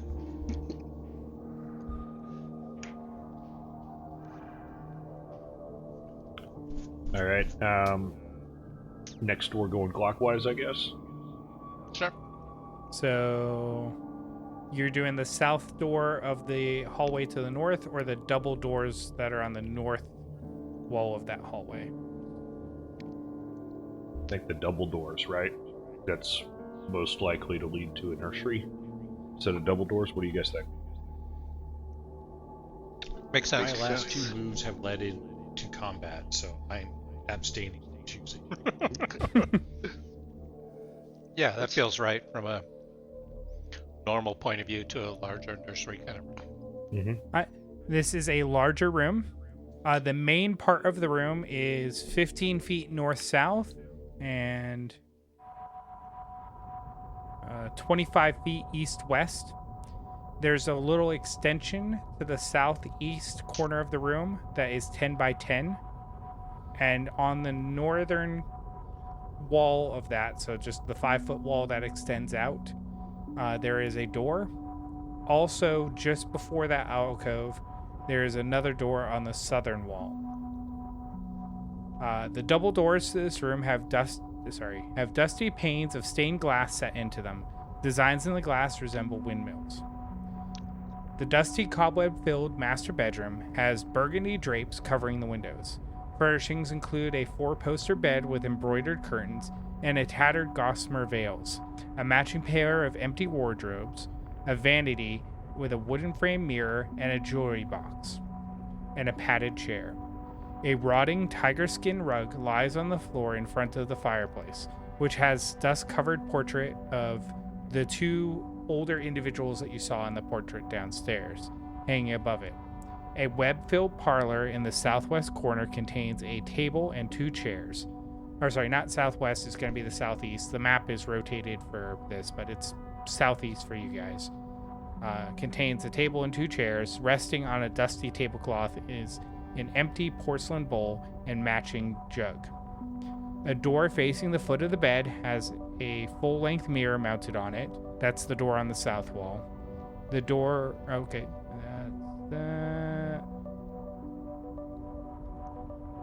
Oh, there is also in the parlor area, so the very, very southeast corner of this room in the alcove, there's a tiny little half door that appears like it would lift up, set in that south wall.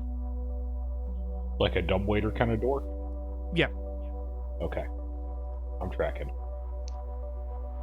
Well, as a builder, the door allowance on this house must have been crazy.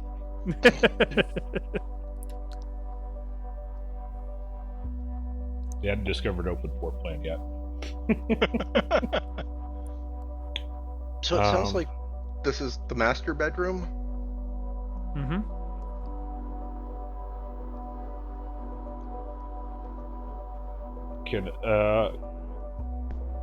Let me go and check the what I'm guessing is a dumbwaiter door. Okay. What would Open you it. like to check about it? I just want to open it and see what's inside.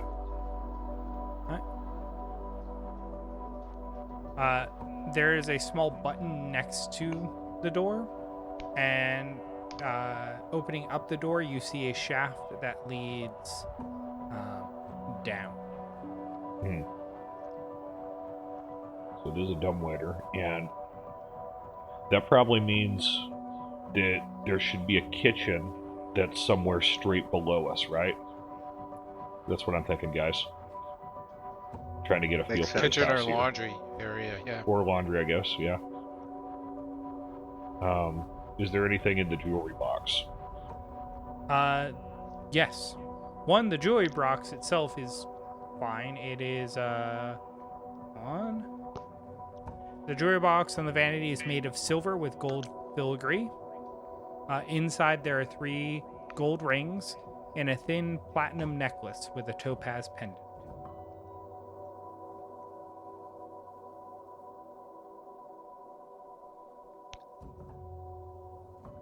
If you want to add them to your inventory, just put the note of they were found in DH room 12A. We're not stealing, we're just helping. We're looking for a baby.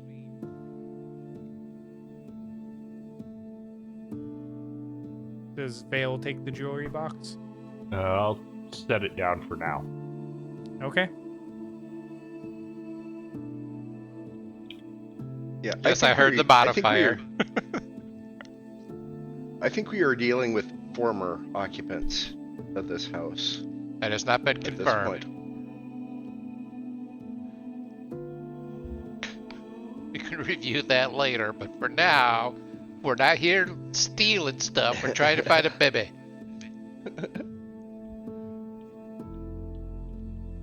So we should open the doors in this, off of this room. Makes sense it would lead to a nursery, right? Yeah, one sec.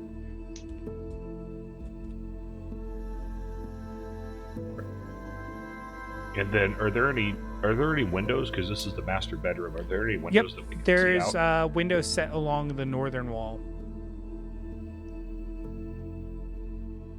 And a fireplace on the western wall. Anything interesting looking out the windows? Or is it looking sort of into the next house? So It is fog.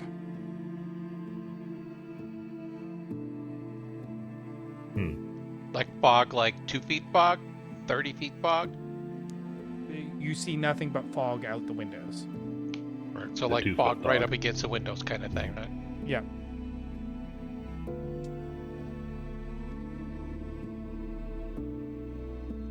It does. Like this master bedroom is pretty shabby. I think you're right that I don't know if the kids' parents are still going to be alive, or if they are. It's this the condition of the house is in pretty bad shape.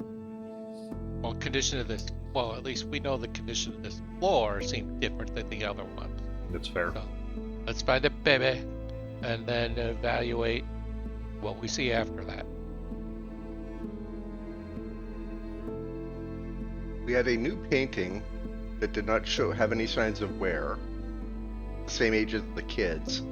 The upstairs is in complete disrepair. At least, maybe not complete disrepair, but comparative to everything else. There seems to be some sort of time anomaly or something going on here. Yeah. All right. Well, there's another door that leads out from the master bedroom. Maybe the nursery is adjacent to it in some way then. Right, that's what I'm thinking. What the door with the mirror on it? Should we open that door? Do it. Likely a closet, but yeah. All right, you want to open up that door? Who's doing so? I guess I am. Oh, okay, go ahead. You open it up. The door opens to reveal an empty, dust-choked closet. Okay.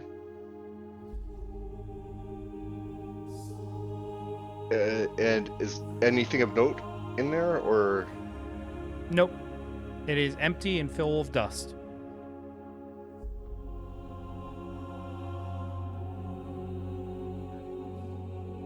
Now, is there another door in the bedroom?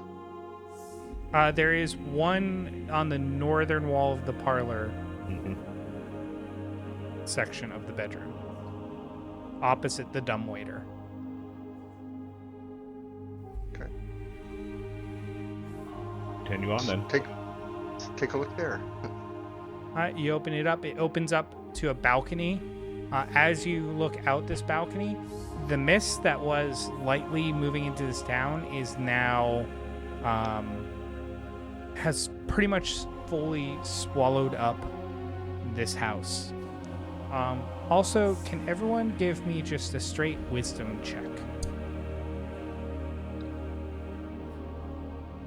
Like not a saving throw, it's just a check. Yep, and we'll start with Hearn. When you have yours, let me know.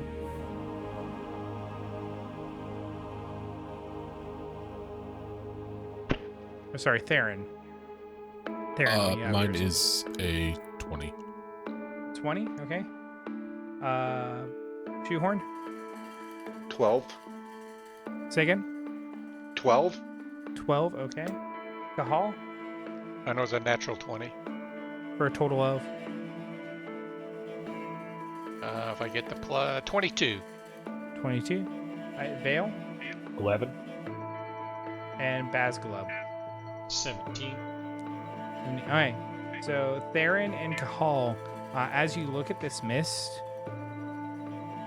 you see just faintly like a face, like a screaming face floating into it, and it fades in a second.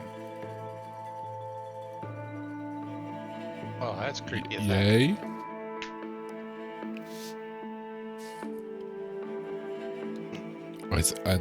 Did anybody else see the face? The creepy face? Screen? Yes. Okay. I didn't see anything. I did not see anything either. I'm sure it's fine.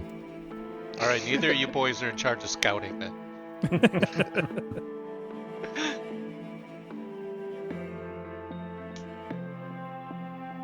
All right, well, let's continue looking for said baby. Where do you go next? We need to go back out of the master bedroom to I think we're done in this wing. And there's what, 2, 3 doors south? So they're on the hallway opposite the double doors. There's a wall, or there's a door, and then all the way back in the room with the staircase on the southern wall is another door.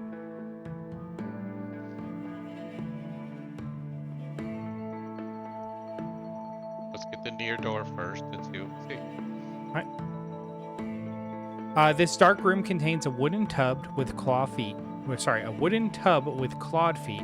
a small iron stove with a kettle resting atop it, and a barrel under a spigot in the northern wall.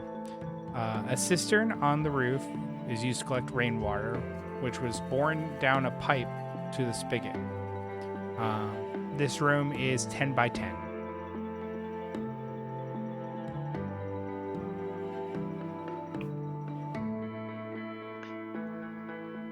And I turn the spigot on. Does water come out? No. Okay, spigot's dry.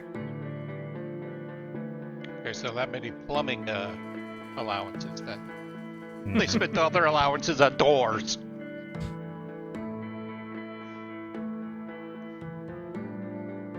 But are you gonna move into a house without water?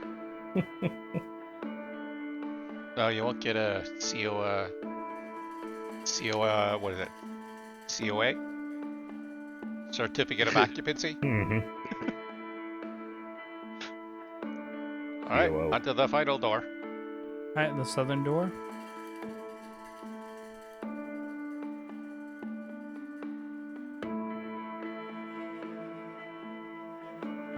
You open it up so there's a tiny little hallway that goes into the room by 5 feet. And then this room is 20 by 15, 15 north-south, 20 east-west. There is a set of double doors in the southwest corner on the western wall. And then just past the little hallway you're in on the west wall, there's another door. There's a fireplace on the eastern wall and 2 windows on the southern wall. Dust and cobwebs surround an elegantly appointed bedroom. The double doors are set with panes of stained glass. Let's see, other note. There's a large bed with 2 end tables, an empty wardrobe. Mounted on the wall next to the wardrobe is a full-length mirror with an ornate wooden frame carved to look like ivy and berries. I will also say, let me look at your character sheets real quick. So just Cahal, because you're in the lead. The other ones are not in the room yet. You notice that... where is it? There are eyeballs among the berries in this decoration. You also see what appears to be a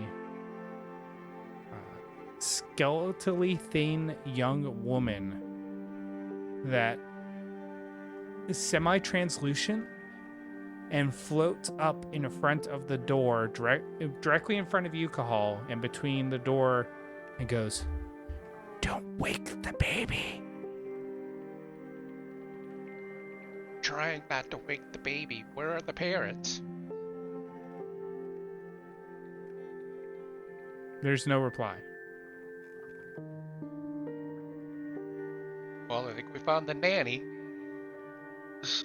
So when you say they're eyes in the grapes, are they like carved eyes or are they actual eyes? They're hidden among the decoration, like carved. Okay.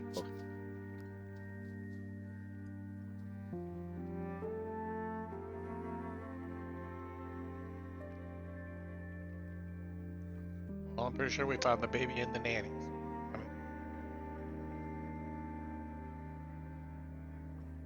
Well, I think we need to see whether the baby's in the bassinet, and if it is, we need to see what we can do to gate down and outside of this house. It's clearly dangerous at this point.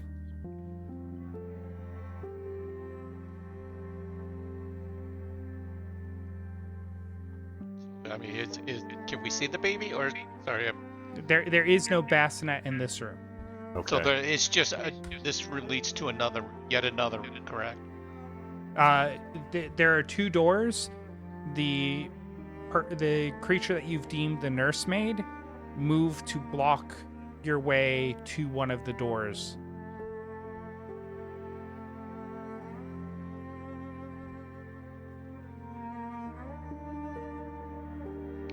Well, I guess if we're going to have, we go through to wake the baby, then it's clear this thing has a mind to protect the baby.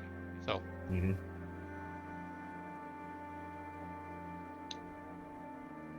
So I mean, we're gonna have to be prepared to fight this thing. Guess so. Or can we distract it so somebody can open the door? Talking to it does not get a response, correct? It did not. It just the one. It just moved up as you entered the room. So Kahal is standing in that 5 foot by 5 foot hallway directly through the door, and then this nursemaid is standing directly in front of Kahal between him and the door that's on the western wall of this room.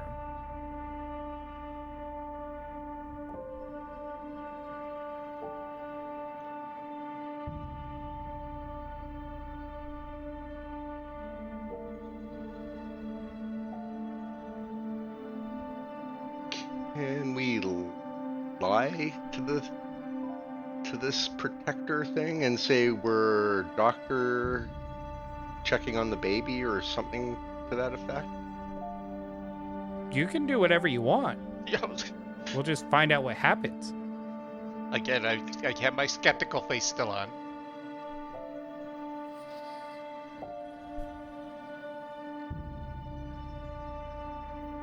All right. Well, I suggest I think we should try that. Okay, let's try it. All right. So, who's the one speaking? I will. I think the one who came up with the idea. All right, what do you say? The parents have asked me to come and take a look at their baby. They are concerned that there might be an issue. I just want to alleviate any concerns that they have. Can we please see the baby? This individual once again looks at you, and you hear, "Don't wake the baby." I want to see the child.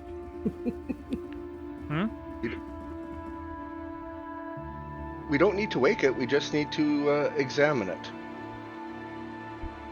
We can do that without. Even I understand that as waking the baby. Mm-hmm.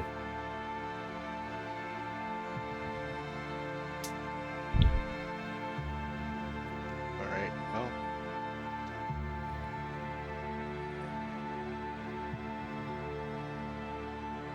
Well. Also, on that last intimation of baby, the individual's face almost becomes like skeletal for a brief moment, and the eyes have a brief shimmer of red in them.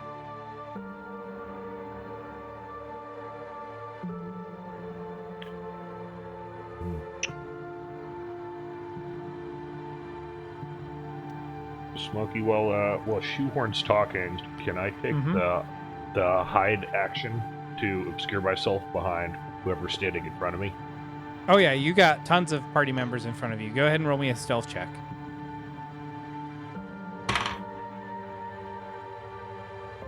One, but I have halfling luck, which turns into a 25. All right, you feel pretty hidden.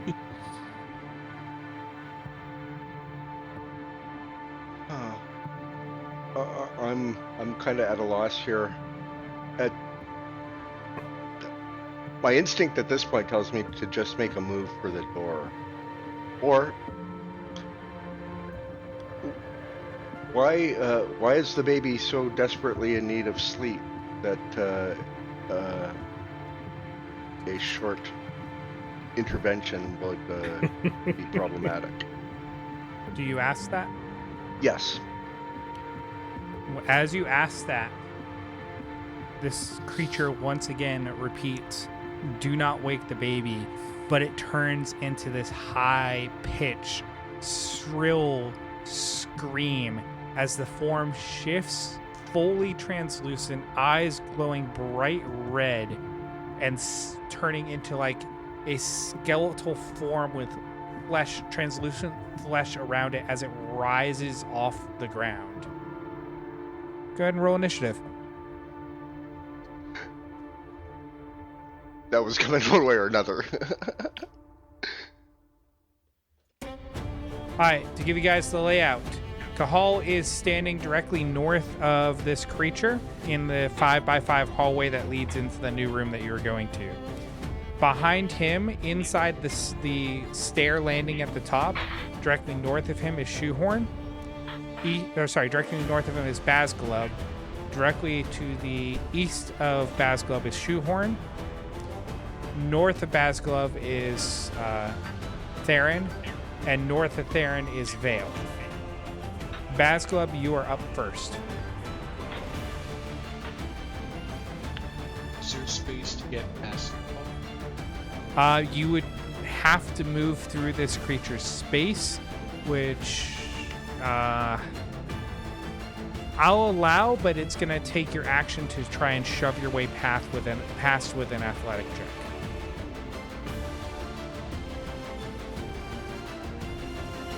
Yeah, I'm gonna do it. Alright, go ahead and roll me an athletics check.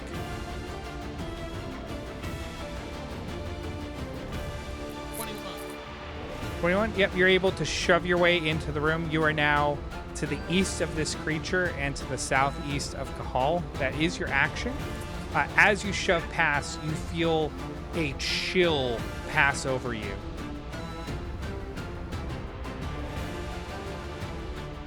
Okay. I would like. Alright. You enter your rage. Anything else? Nope, that's it. Alright, it is the creature's turn. Let's see. She has equal reason for Bazglub and Cahal now, so we'll say even is Cahal, odd is Bazglub. He'll be against Cahal. She reaches out towards you with a bony hand. That is a 21 to hit. Yep. Okay.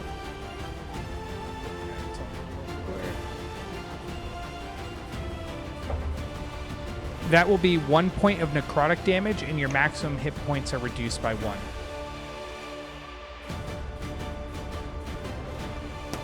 And that will last until a long rest.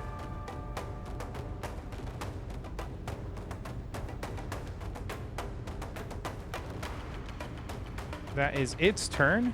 Cahal, it is now your turn.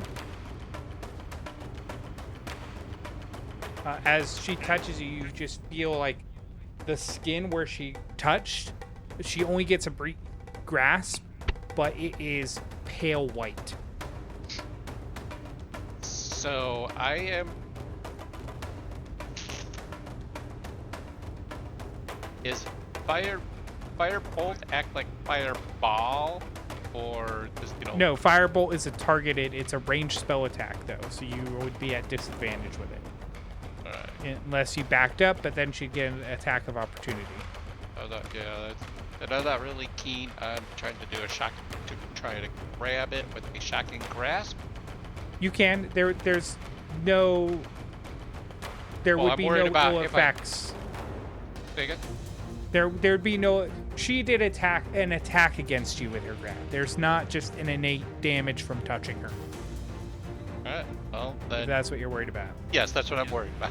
Okay. So I'm thinking shocking grasp at her. Okay.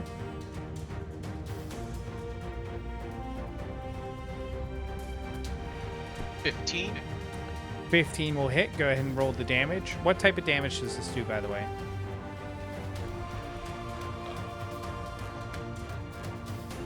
I assume shotgun graph does lightning damage, right? Lightning damage. Okay. On a hit, target takes 28 lightning and cannot make opportunity attacks until the start of its next turn. Okay. Does it deal more damage against somebody wearing armor or something? No, you're thinking of heat metal. So that's 3. It is not as effective as it normally would be. But the removal of opportunity attacks is in place. Yeah. So I am blocking the doorway, correct? Yes. So can I step northwest and get, because this room is basically filled up between the creature and path, right? Well, the entryway. The room is quite big, but the creature there's like a 5-foot by 5-foot hallway past the door that you're standing in, and the creature moved directly in front of you when you walked into the room originally. All right. Well, I want to clear the doorway if anybody else wants to get in here. So you can move one spot north and clear that hallway. You'll then be directly south of Theron and directly west of Shoehorn. Or you could move one more spot to the northwest to be north of Shoehorn and east of Theron and have 2 spots clear in front of the door. Let's do that. Let's bring more people to the party. All right. Anything else? I am done for now. Okay. Vale, it's your turn. You are currently hidden. Theron is directly in front of you, and you have a clear line of sight to this creature. Alright, I think I'm going to try and hit it with my crossbow then. Okay. So you are directly behind Theron, so you are able to shoot through him without any cover. Because you are essentially shooting, well, I think over his shoulder? Or maybe under his arms? Yeah, it's something similar. Yeah. Let's make a big circle over my head like a target and just duck my head so you can shoot through it. Well, I'm a halfling and I'm short, so it's more likely that I'd be shooting between your legs than I would over the top of your head. So go ahead and roll your attack. You have advantage because of unseen attacker. Because you're hidden, you effectively have the invisibility trait on you from your hide action. It's a 19 total. A 19 to hit will hit, and you will roll your damage, including sneak attack. You are no longer hidden, though. D8 plus 3. That's 6 plus the sneak attack is another 3, so that's 9 points of damage. 9 points. Not as effective as you normally would expect it to be, but it does do some damage. Got it. Anything else? I'm also going to apply the slow feature from the crossbow. Its speed is reduced by 10 feet until the start of my next turn. Okay. Theron. Oh, yep. Sorry. That's my turn. All right, Theron, your turn. You are I assume 5 feet north from the door and 10 feet away from this creature. And it is a clear and I assume I have a line of clear sight. line. Yep. Okay, Eldritch Blast. All right, go ahead and roll the attacks. That is a 12. A 12 to hit will just barely hit. Go ahead and roll damage. It's 5. 5 points, and it's force, right? Yes. Okay. That does have its full effect upon this creature. As your blast slams into it. It is nearing bloodied. Would you like to move? Okay, turn. I'm okay where I'm at. All right. Shoehorn, you are just east of the door, so you can take a 5-foot step to the west and be in front of the door and have a clear line of sight on this creature. And not be in melee? Nope, you'll have a 5-foot space between you and it. All right, let's do that. All right, so 1 step to the west. And I am going to cast the Ray of Frost. Okay. Go ahead and roll the attack. 17 to hit.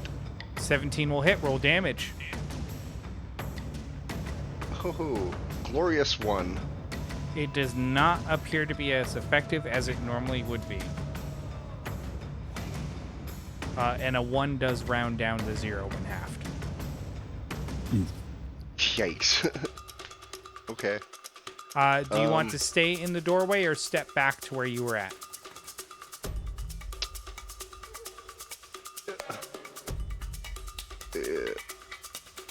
Is there room for... I'm not sure who's in the room right now. Bazglub is in the room with it. If someone was wanting to get in front of you, the only spot available currently would put them in melee with the creature. But it can't take opportunity attacks at the moment, so there's that. Currently, correct. So you could move up into the room or whatever, but you could either move to the east to clear line of sight or stay where you're at. Your choice.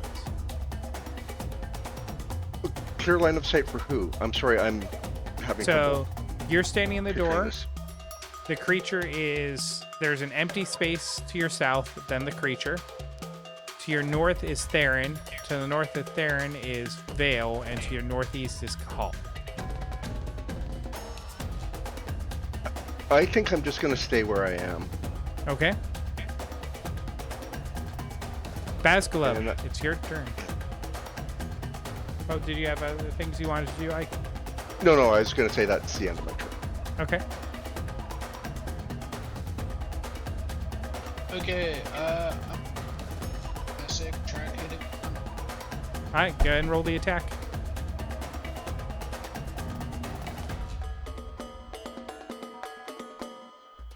Uh, 13? That will hit. Roll damage. You get an additional +2 damage because of your rage. Yeah, I think it's including just. Oh, I didn't know it did that automatically right now. It doesn't do it automatically, but when you click on the feature, you can essentially turn it on. Okay. Modifies it. Just It's nice that they added that, yeah. I'm also using my savage attack to just Okay. roll the damage twice to take the highest.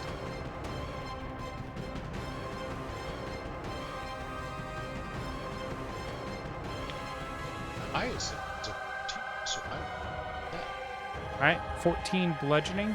It is not as effective as it normally would be, but as your maul slams in, the form starts to sort of flicker and fade, and the eyes glow even a deeper red, and it lets out this scream. It is now barely standing. Okay, and I want to use my topple weapon mastery. So I get Okay. it. Constitution save against. No, wait. 14. Ability modifier. No, sorry. It is. It's 12, and it's knocked prone if it fails, right? That topple is going to be so fun. It does not need to make the check. This creature cannot be knocked prone. I guess it's. Is that That's turn? my turn. Okay. It is its turn. It's going to try and attack you, Bazglub. That is a 15 against you. That'll. Okay.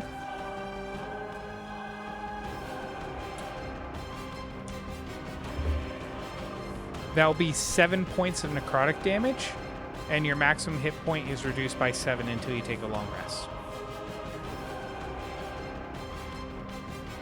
Wait, did you say reduced by 7? Mm-hmm. It's reduced by the same amount of damage that he took.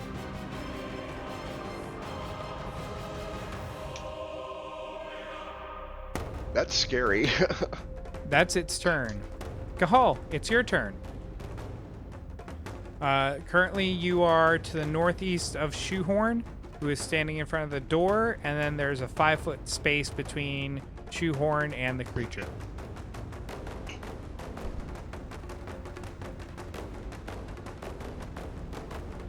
So, am I far enough away where a firebolt does not have disadvantage? It does not have disadvantage, but because of where you're at, I'm going to say it's going to have partial cover, so that's +4 to its AC. I think it's +4. Hold on, let me double check that real quick. That's fine. That just cancels out my +4 to my hit, so I'll just roll a regular firebolt at it. 18. 18 will hit. And it's only +2 for partial cover. So yeah, it definitely hits. And 10 firebolt. 10 fire damage? Yep. Alright. It is not as effective as it normally would be, which means it has resistance, which reduces it by half, bringing it to 5.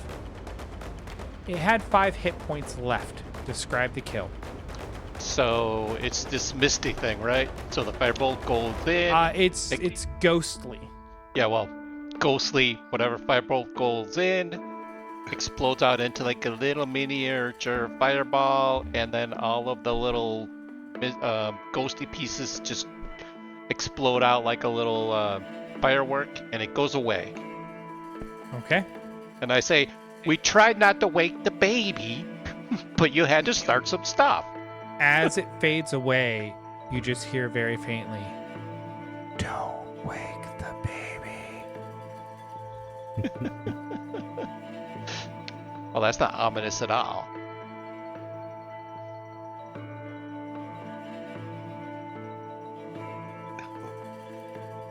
So who wants to sneak in and see, try not to wake the baby and sneak in and see what's up with that? I'll try and sneak in and see. Yes, I was going to look pointedly at the halfling. Savale, you're going to open the door that this creature was standing in front of? Yeah. Hi. Inside, this is a 10-foot by 10-foot room. In the center is a crib covered with a hanging black shroud. I want to sneak up to it, to attempt to not wake the baby and see, and try and peek under the shroud. Hi.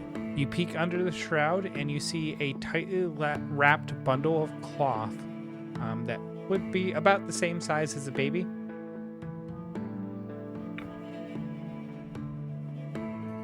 I want to listen and hear if I hear breathing. Hi. Roll me a medicine check. Let me offer guidance on that.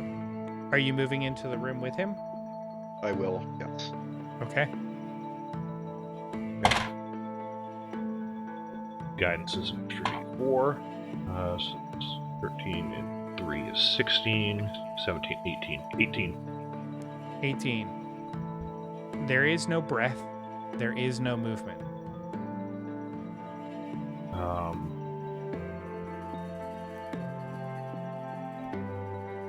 Do I see the baby's head or face at all? It is if there is a head or face at all, it is wrapped in this cloth bundle.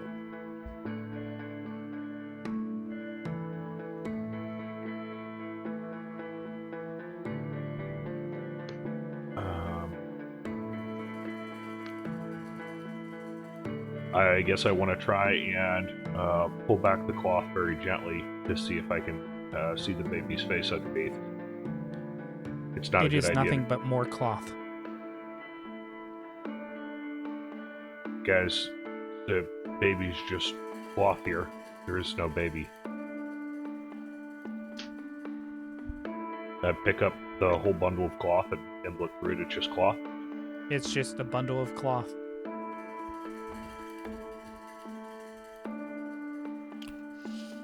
Magically imbued cloth or something? Is there anything else in the room? There's a window to the south that looks out on a balcony. Guys, there is no baby.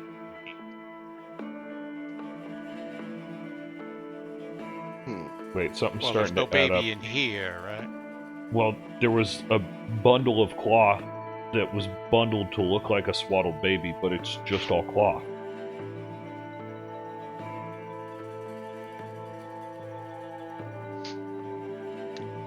Right, that doesn't mean there's not no baby. It means there's no baby here.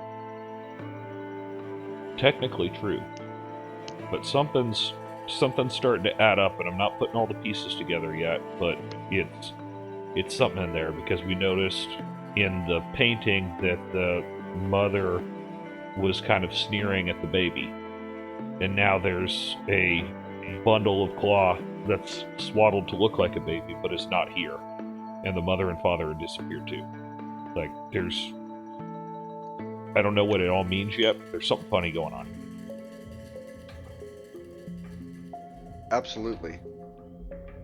I want to search the room to see if there's anything else in the room. All right, the room with the crib or the other room?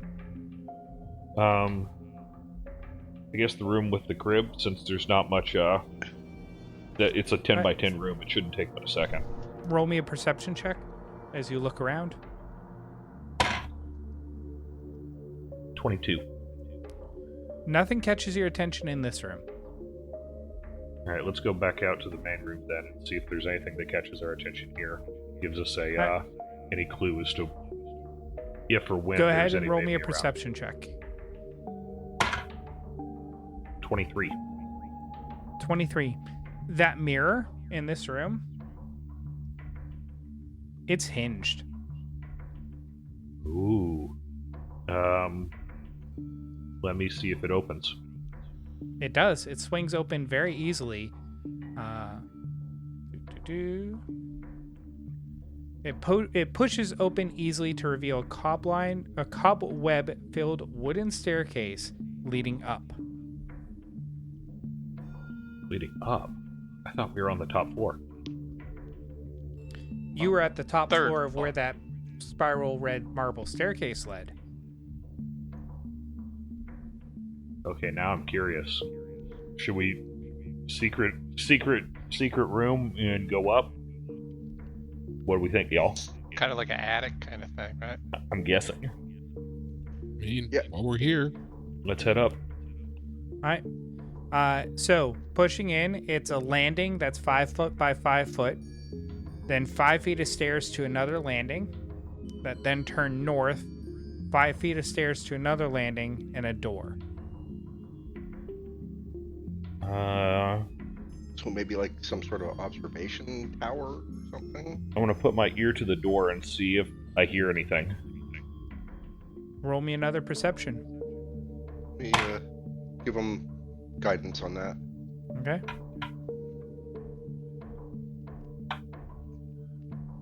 Uh, 14 total.